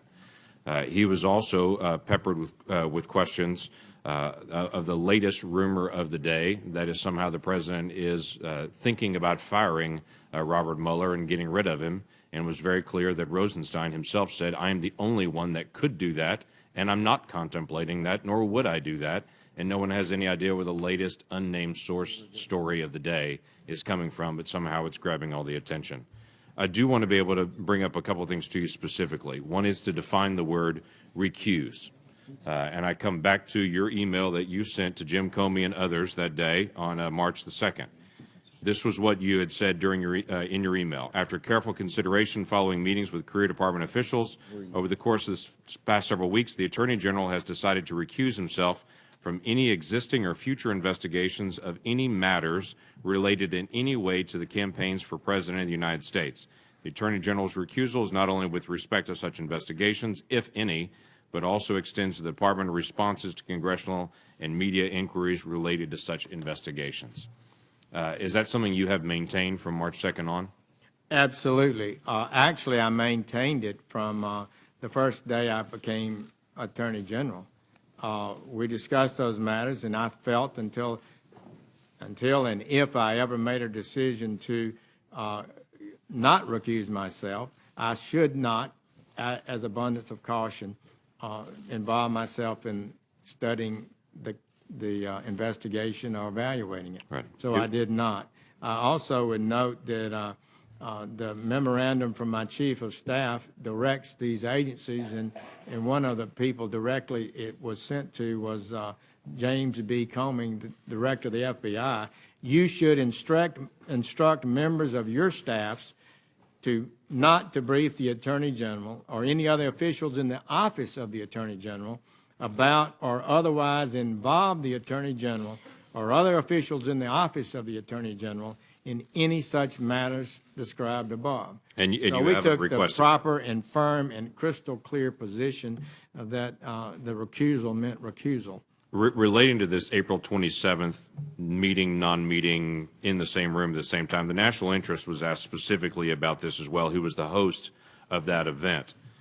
They stated this in writing. As the host, the Center for National Interest decided whom to invite and then issued the invitations. The Trump campaign did not determine or approve the invitation list. Guests at the event included both Democrats and Republicans, with some among the latter supporting other candidates. Most of the guests were Washington-based foreign policy experts and journalists. Center for National Interest invited Russian Ambassador Kislyak and several other ambassadors to the speech. We regularly invite ambassadors and other foreign representatives to our events to facilitate dialogue. And then they stated, we seated all four in the front row during the speech in deference to their diplomatic status. The Trump campaign had nothing to do with the seating arrangement. The Center for National Interest extended equal treatment to the four ambassadors attending the event and invited each to a short reception prior to the Trump speech. The reception included approximately 24 guests in a receiving line. The line moved quickly, and any conversations with Mr. Trump in that setting were inherently brief and could not be private. Our recollection is that the interaction between Mr. Trump and the Ambassador Kislyak was limited to polite exchange of pleasantries appropriate on such occasions. We're not aware of any conversation between Ambassador Kislyak and Senator Jeff Sessions at the reception. However, in a small group setting like this one, we consider it unlikely that anyone could have engaged in a meaningful private conversation without drawing attention from others present. Do you have any reason to disagree with that? No, I think that's a very fair description of the reception situation. I appreciate them having made that statement. Great. I yield back. Senator Manchin. Mr. Chairman, thank you. Thank you, Mr. General, for being here. It's good to see you again. Thank you, Senator Manchin. Sir, I'm going to follow up a little bit on what Senator King had asked concerning. You and I are about the same vintage. We remember back in our lifetime, we've never known the Russians to be, the Russian government or the Russian military to ever be our friend, and wanting the same things we wanted, we wanted out of life. With that being said, the seriousness of this Russian hacking is very serious to me and concerning. And you're saying that you had not been briefed on that. I think it was October 9th, when it was known that the ODNI at that time, I think Mr. Clapper and also Mr. Jay Johnson, Homeland Security, made that public, what was going on. Then on December 29th, President Obama at that time expelled 35 Russian diplomats, denied access to 2 Russian-owned compounds, and he broadened the existing sanctions. Sir, I would ask, do you have any discussions at all? Have you had any discussions or sat in on any type of meetings where recommendations were made to remove those sanctions? I don't recall any such meeting. And during the time, not from the president being inaugurated on January 20th, prior to that, in the campaign, up until through the transition, was there ever any meetings that he showed any concern or consideration or just inquisitive of what the Russians were really doing and if they really done it? I don't recall any such conversation. I'm not sure I understood your question. Maybe I better listen. Well, again. you were part of the national security team, so if he would have heard something about Russia and with their capabilities and our concern about what they could do to our election process, was there ever any conversations concerning that whatsoever? I don't recall it, Senator Manchin. I know it's been asked of you, the things that, your executive privileges in protecting the president. I understand that. But also, when we had Mr. Comey here, he couldn't answer a lot of things in an open session. He agreed to go into a closed session. Would you be able to go into closed session? Would it change your answers to us or your ability to speak more frankly on some things we would want to know? Senator French mentioned, I'm not sure. The executive privilege is not waived by going in camera or in closed session. It may be that one of the concerns is that when you have a investigation ongoing, as the special counsel does, it's often very problematic to have persons not cooperating with that counsel in the conduct of the investigation, which may or may not be a factor in going into closed session. It would be very helpful. I think the committee, there's a lot of questions they'd like to ask, and I know that you would like to answer if possible, and maybe we can check into that a little further. If I could, sir, did you have any meetings, any other meetings with Russian government officials that have not been previously disclosed? I do. I have racked my brain, and I do not believe so. Are there any other? I can assure you that none of those meetings discussed manipulating a campaign in the United States in any way, shape, or form, or any hacking, or any such ideas. I'm going to go quick through this. Are there any other meetings between Russian government officials and any other Trump campaign associates that have not been previously disclosed that you know of? I don't recall any. To the best of your knowledge, did any of the following individuals meet with Russian officials at any point during the campaign? You can just go yes or no as I go down through the list. Paul Manafort? Repeat that now. To the best of your knowledge, sir, did any of these following individuals meet with Russian officials at any point during the campaign? And you can just be a yes or no on this. Paul Manafort? I don't have any information that he had done so. He served as campaign chairman for a few months. Steve Bannon? I have no information that he did. General Michael Flynn? I don't recall it. Reince Priebus? I don't recall. Steve Miller? I don't recall him ever having such a conversation. Corey Lewandowski? I do not recall any of those individuals having any meeting with Russian officials. Carter Page? I don't know. And I would finally ask this question, because I always think we try to get, you have an innate knowledge. There may have been some published accounts of Mr. Page talking with Russians. I'm not sure. Okay.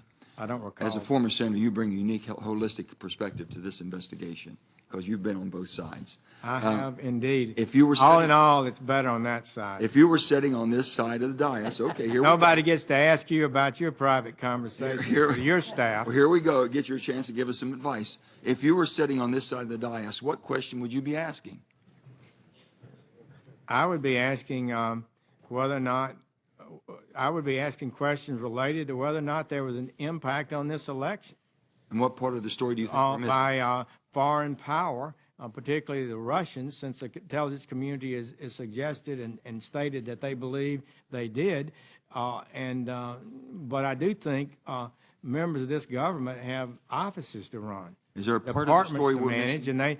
And the question should be focused on that. Yeah, is there a part of the story we're missing? I'm so sorry, Mr. Chairman. Is there a part of the story we're missing? I don't know because I'm not involved in the campaign and had no information concerning it. I have no idea at what stage it is.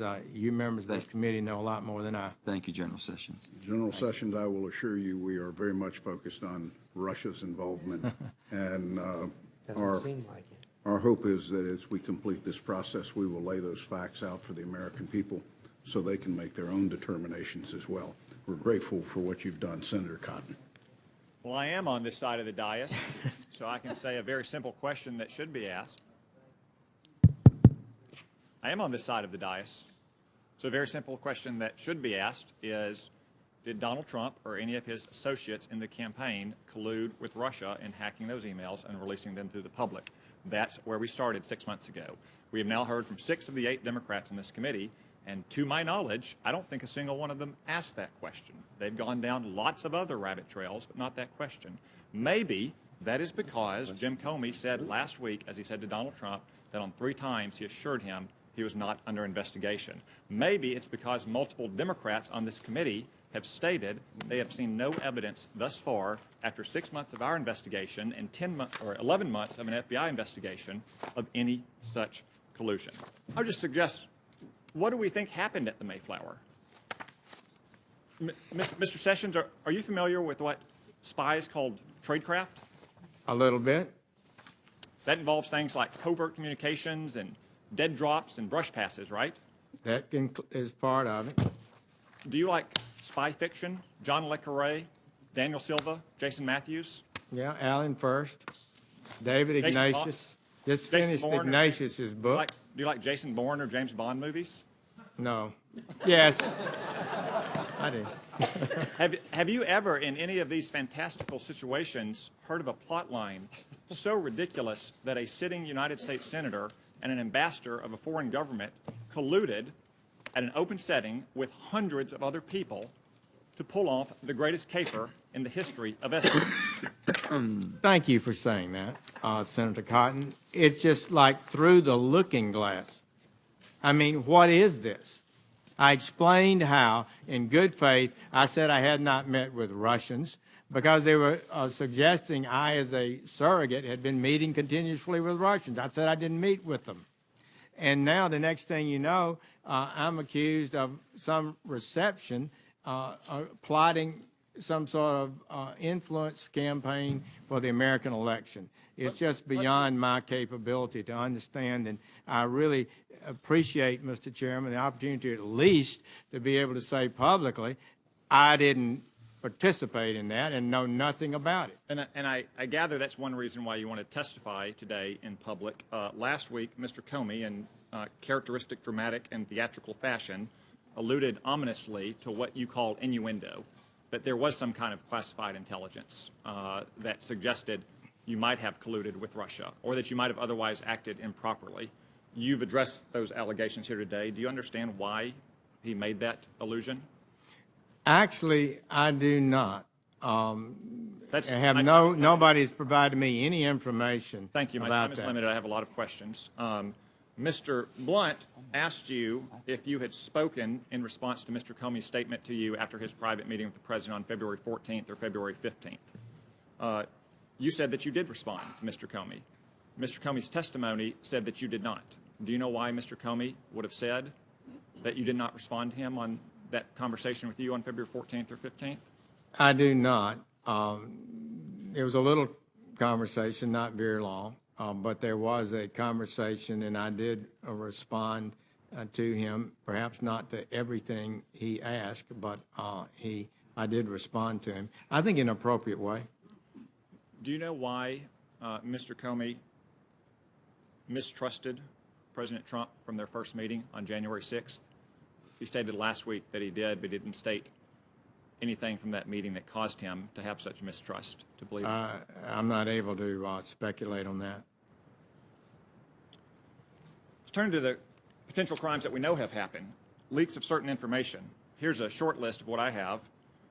The contents of alleged transcripts of alleged conversations between Mr. Flynn and Mr. Kislyak, the contents of President Trump's phone calls with Australian and Mexican leaders, the content of Mr. Trump's meetings with the Russian foreign minister and the ambassador, the leak of the Manchester bombing suspect's identity and crime scene photos, and last week, within 20 minutes of this committee meeting in a classified setting with Jim Comey, the leak of what the basis of Mr. Comey's innuendo was. Are these leaks serious threats to our national security, and is the Department of Justice taking them with the appropriate degree of seriousness in investigating and ultimately going to prosecute them to the fullest extent of the law? Thank you, Senator Cotton. We have had one successful case very recently in Georgia. That person has been denied bail, I believe, and is being held in custody. But some of these leaks, as you well know, are extraordinarily damaging to the United States security. And we have got to restore a regular order principle. We cannot have persons in our intelligence agencies, our investigative agencies, or in Congress leaking sensitive matters on staff. So this is, I'm afraid, will result in, is already resulting in investigations, and I'm fear that some people may find that they wish they hadn't leaked. Thank you. My time has expired, but for the record, it was stated earlier that the Republican platform was weakened on the point of arms for Ukraine. That is incorrect. The platform was actually strengthened. And I would note that it was the Democratic president who refused repeated bipartisan requests of this Congress to supply those arms to Ukraine. Senator Harris. Attorney General Sessions, you have several times this afternoon prefaced your responses by saying, to the best of your recollection. Just on the first page of your 3 pages of written testimony, you wrote, "Nor do I recall, do not have recollection, do not remember it." So my question is, for any of your testimony today, did you refresh your memory with any written documents, be they your calendar, written correspondence, emails, notes of any sort? I attempted to refresh my recollection, but so much of this is in a wholesale campaign of extraordinary nature that you're moving so fast that you don't keep notes. You meet people. I didn't keep notes of my conversation with the Russian ambassador at the Republican I'd like convention. to just talk about what you did. You know, I'm just saying I didn't keep notes on most of these things, and there's nothing for me. Will you provide this committee with the notes that you did maintain? As appropriate, I will supply the committee with documents. Can you please tell me what you mean when you say appropriate? I would have to consult with lawyers in the department who know the proper procedure before disclosing documents that are held within the Department of Justice. Attorney And General I'm not Sessions. able to make that opinion today. Sir, I'm sure you prepared for this hearing today, and most of the questions that have been presented to you were predictable. So my question to you is, did you then review with the lawyers of your department, if you as the top lawyer are unaware, what the law is regarding what you can share with us and what you cannot share with us, what is privileged and what is not privileged? We discussed the basic parameters of testimony. I frankly have not discussed documentary disclosure rules. Will you make a commitment to this committee that you will share any written correspondence, be they your calendars, records, notes, emails, or anything that has been reduced at any point in time in writing to this committee where legally you actually have an obligation to do so? I'll commit to reviewing the rules of the department, and as and when that issue is raised, to respond appropriately. Did you have any communications with Russian officials for any reason during the campaign that have not been disclosed in public or to this committee? I don't recall it, but I have to tell you, I cannot testify to what was said as we were standing at the Republican convention before the podium where I spoke. My question is only as it relates to your knowledge. I don't have the detailed memory of that. Okay, as it relates to your knowledge. Did you have any communication with any Russian businessmen or any Russian nationals? I don't believe I had any conversation with Russian businessmen or Russian nationals. Are you aware of Although any communications? a lot of people were at the convention, it's conceivable that somebody came Sir, up I to me. have just a few. Will you let me qualify it? If I don't qualify it, you'll accuse me of lying. So I need to be correct as best I can. I do want you to be honest. And I'm not able to be rushed this fast. It makes me nervous. Are you aware of any communications with other Trump campaign officials and associates that they had with Russian officials or any Russian nationals? I don't recall that. And are you aware of At this moment. Are you aware of any communications with any Trump officials, or did you have any communications with any officials about Russia or Russian interests in the United States before January 20th? No, I may have had some conversations, and I think I did, with the general strategic concept of the possibility of whether or not Russia and the United States could get on a more harmonious relationship and move off the hostility. The Soviet Union did, in fact, collapse. It's really a tragic strategic event that we're not able to get along better than we are Before being today. sworn in as Attorney General, how did you typically communicate with then candidate or President-elect Trump? Would you repeat that? Before you were sworn in as Attorney General, how did you typically communicate with then candidate or President-elect Trump? I did you not communicate submit in writing? memoranda. I did not make formal presentations. Did you ever communicate with him in writing? I don't believe so. And you referred to a longstanding DOJ policy. Can you tell us what policy it is you're talking about? Well, I think most cabinet people, as the witnesses you had before you earlier, those individuals declined to comment because we're all about conversations with the president. Sir, I'm just because asking you that's a about the DOJ policy long-standing, you referred to. policy that goes beyond just the Attorney General. Is that policy in writing somewhere? I think so. So did you not consult it before you came before this committee, knowing we would ask you questions about Well, it? we talked about it. The policy is Did you ask based, that it would be shown to you? the policy is based on the principle that the president. Sir, I'm not asking about the principle. I'm asking when you Well, I'm knew that you unable would be to asked answer the these question. questions and you would rely on that policy, did you not ask your staff to show you the policy that would be the basis for you refusing to answer the majority of questions that have been Chairman, a asked witness should be allowed of you? to answer the question. Senators will allow the chair to control the hearing. Senator Harris, let him answer. Please Time's do. expired. Thank you. We talked about it, and we talked about the real principle that's at stake. It's one that I have some appreciation for, as having spent 15 years in the Department of Justice, 12 as United States Attorney, and that principle is that the Constitution provides the head of the executive branch certain privileges, and that members, one of them is confidentiality of communications. And it is improper for agents of any department any departments in the executive branch to waive that privilege without a clear approval Mr. Chairman, of the president. I have asked And that's the Mr. situation we're Sessions in. for a yes or no. Did you ask So your the staff answer is to see yes, the I policy? consulted. Did you ask your staff to Senator's see the time's policy? expired. Apparently Senator not. Cornyn. Attorney General Sessions, former Director Comey, in his letter to FBI employees when he was terminated, started this way. He said, "I've long believed that a president can fire an FBI director for any reason or no reason at all." Do you agree with that? Yes, and I think that was good for him to say, because I believe we're going to have a new and excellent FBI director, a person who is smart, disciplined, with integrity and proven judgment. That would be good for the Bureau, and I think that statement probably was a valuable thing for Director Comey to say, and I appreciate that he did.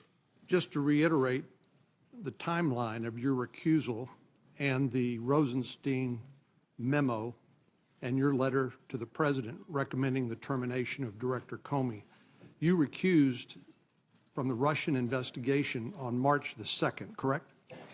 The formal recusal took place on that date. The letter that you wrote forwarding the Rosenstein memo to the president as a basis for Director Comey's termination was dated May the 9th, a couple of months after you'd recused from the Russian investigation, correct? I believe that's correct. So isn't it true that the Russian investigation did not factor into your recommendation to fire Director Comey? That is correct. The memorandum written by the Deputy Attorney General, your letter to the President forwarding that recommendation didn't mention Russia at all. Is that your recollection? That is correct. So let's review what the basis was of Deputy Attorney General Rosenstein's recommendation. He wrote in his memo on May the 9th, he said, "I cannot defend the director's handling of the conclusion of the investigation of Secretary Clinton's emails, and I do not understand his refusal to accept the nearly universal judgment that he was mistaken." And of course, he's talking about Director Comey.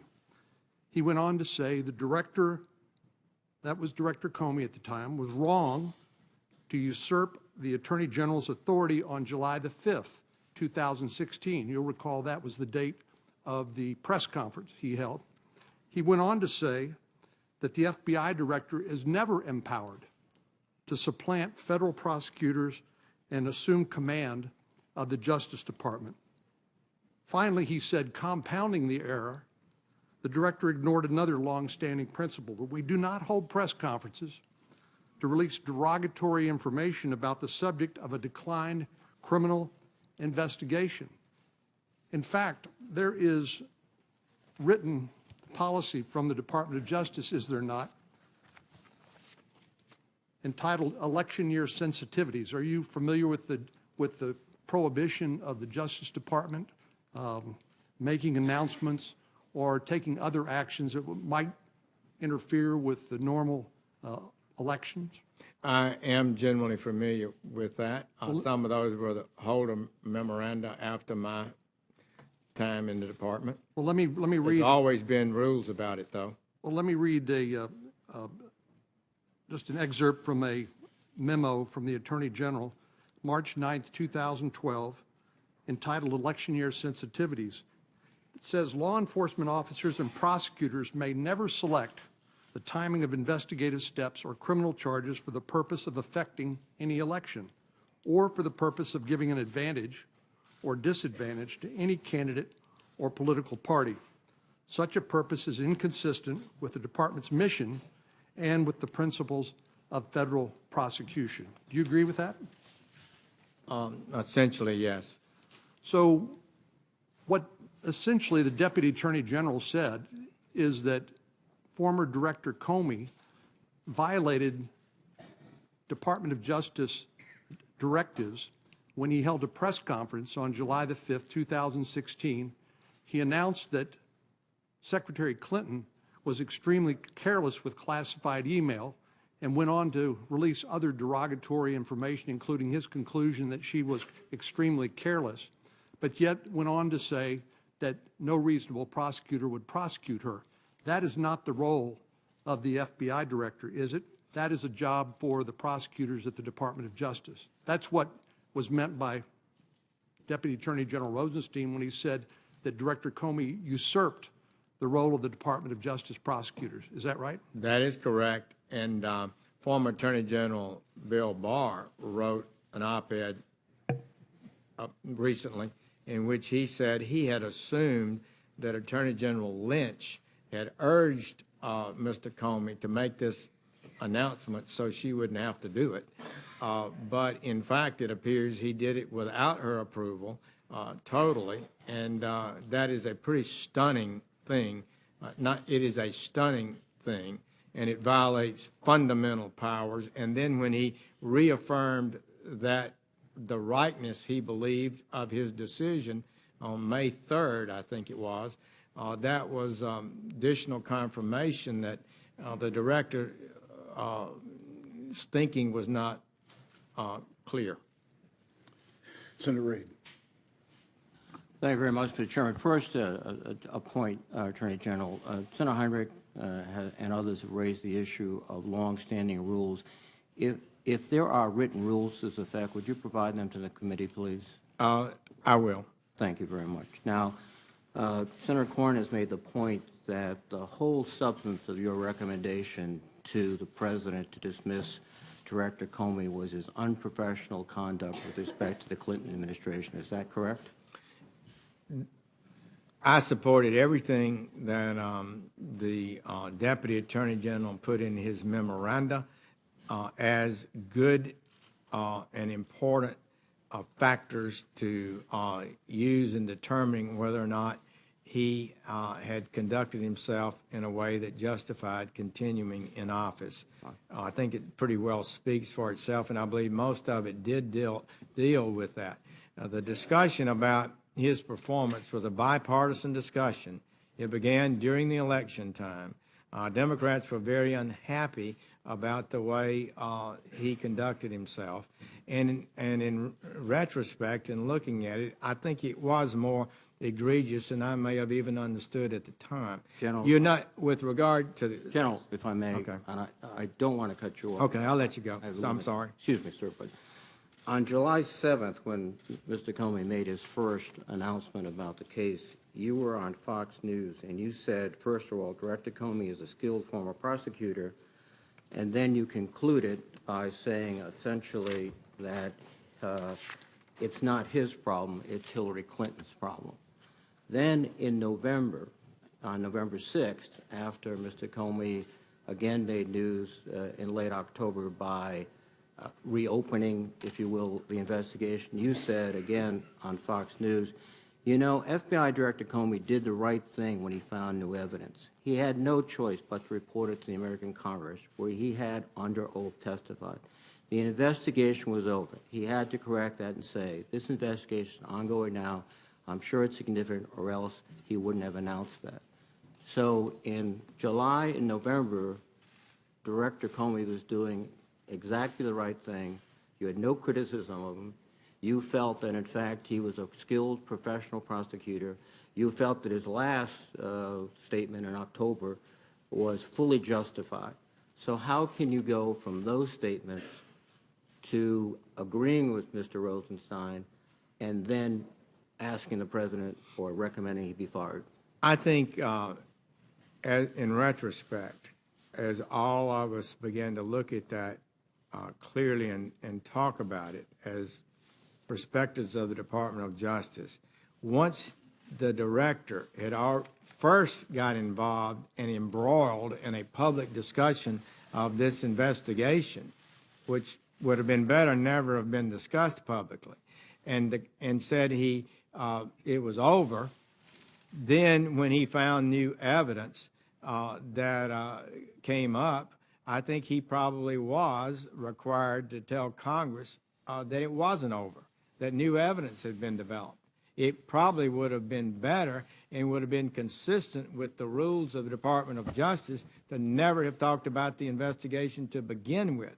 Once you get down that road, that's the kind of thing that you get into that went against classical prosecuting policies that I learned and was taught when I was a United States attorney and assistant United States attorney. If I may ask another question. Your whole premise in recommending to the president was the actions in October involving Secretary of State Clinton, the whole Clinton controversy.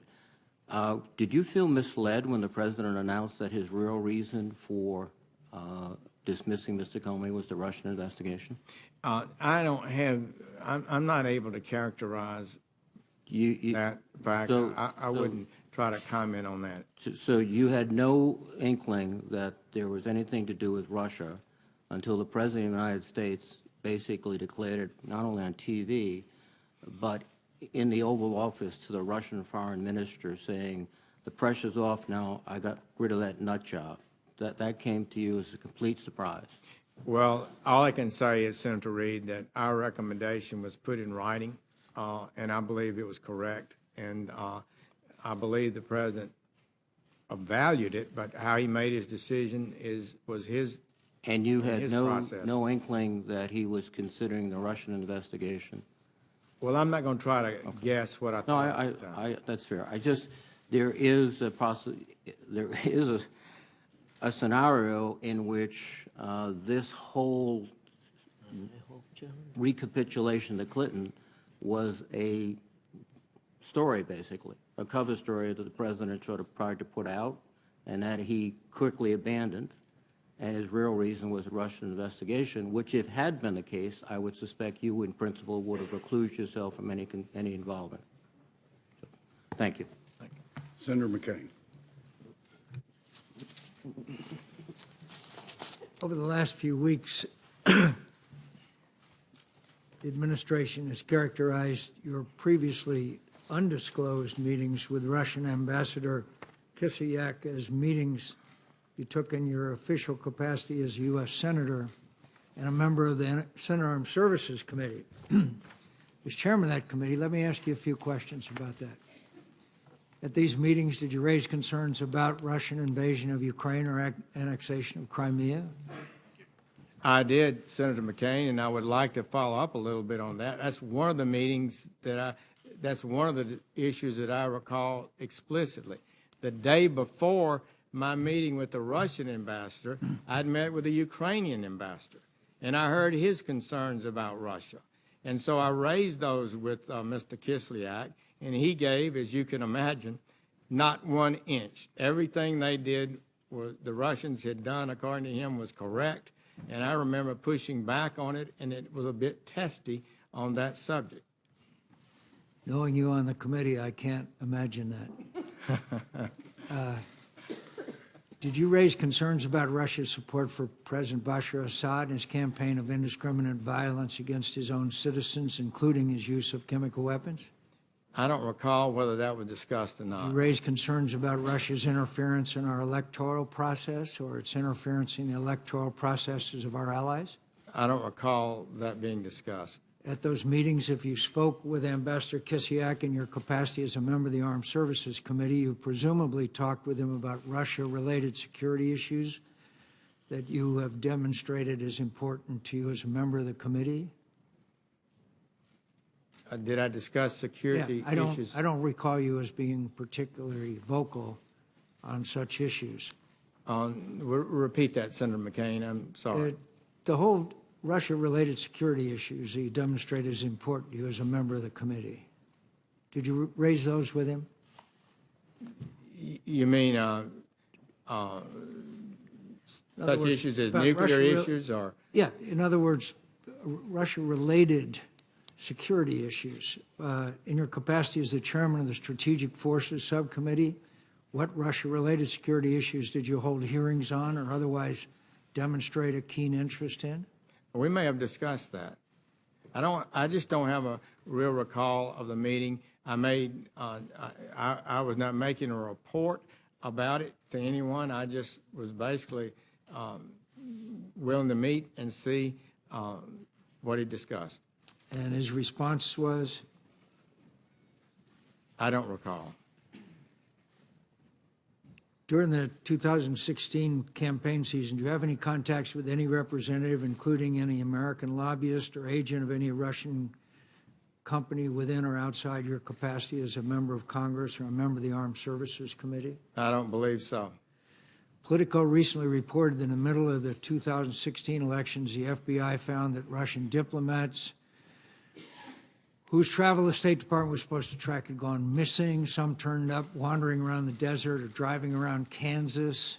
Reportedly, intelligence sources conclude that after about a year of inattention, these movements indicate, one, that Moscow's espionage ground game has grown stronger and more brazen, and that quietly the Kremlin has been trying to map the United States telecommunications infrastructure. What do you know about this development and how the Justice Department and other relevant U.S. government agencies responding to it? We need to do more, Senator McCain. I am worried about it. We also see that from other nations with these kind of technological skills like China and some of the other nations that are penetrating our business interest, our national security interest. As a member of the Armed Services Committee, I did support and advocate, and I think you supported legislation that would, and it's ongoing now, that requires the Defense Department to identify weaknesses in our system and how we can fix them. But I would say to you, Senator McCain, that is, in my short tenure here in the Department of Justice, I've been more concerned about computer hacking and those issues than I was at in the Senate. It's an important issue. You're correct. The Washington Post reported yesterday Russia has developed a cyber weapon that can disrupt the United States power grids and telecommunications infrastructure. This weapon is similar to what Russia or Russian allied hackers used to disrupt Ukraine's electrical grid in 2015. Can you discuss a little bit in open session how serious that is?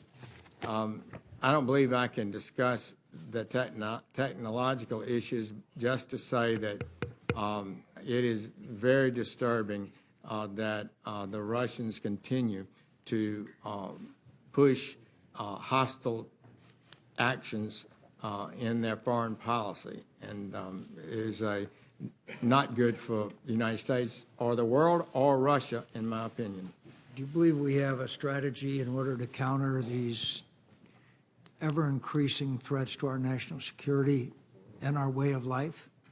Not sufficiently. We do not have a sufficient strategy dealing with technological and IT penetrations of our system. I truly believe it's more important than I ever did before, and I appreciate your concern and leadership on that issue. And in fact, all of Congress is going to have to do better. Senator's time's expired. Chair would recognize the Vice Chair. Thank you, Mr. Chairman, and General Sessions, thank you. I particularly appreciate your last comments with Senator McCain about the seriousness of this threat, and it's why so many of us on this committee are concerned when the whole question of Russian intervention, the President continues to refer to it as a witch hunt and fake news, and there doesn't seem to be a recognition of the seriousness of this threat. I share, I think most members do, the consensus that the Russians massively interfered. They want to continue to interfere, not to favor one party or another, but to favor their own interest. And it is of enormous concern that we have to hear from the administration how they're going to take that on. I also believe comments have been made here about where we head in terms of some of the Trump associates who may have had contacts with Russians. Candidly, we've not gotten to all of that yet because of the unprecedented firing of the FBI director that was leading this very same Russia investigation that superseded some of our activities. So those members who I hope will equally pursue the very troubling amount of smoke, at least, that's out there between individuals that were affiliated with the Trump campaign, possible ties with Russians. I've not reached any conclusion, but we've got to pursue that. Final comment, I understand your point, but you have to, there were a series of comments made by Mr. Comey last week. I think members on this side of the aisle have indicated you understand executive privilege, understand classified setting. I do think we need, as Senator Reid indicated and Senator Harris and others, if there are these long-standing written procedures about this ability to have some other category to protect the conversations with the President, we'd like to get a look at them, because we need to find out, in light of some of the contradictions between today and last week, where this all heads. At the end of the day, this is not only, let me restate what I said the last time, this is not about relitigating 2016. It is about finding out what happened, about some of the serious allegations about potential ties, but on a going forward basis, making sure that the Russians who are not finished in terms of their activities didn't end in the election day of 2016. We know that is ongoing, and we have to be better prepared on a going forward basis. Thank you, Mr. Chairman. Thank you, Vice Chairman. Mr. Chairman, one brief comment, if you mind. I do want to say that there are chains at the top of the FBI should have no impact whatsoever on the investigation. Those teams have been working, and they'll continue to work, and they've not been altered in any way. But there were a number of very strange comments that Mr. Comey testified last week that you could have, I believe, shed some light on. But we'll continue. Thank you, sir. General Sessions, thank you again for your willingness to be here.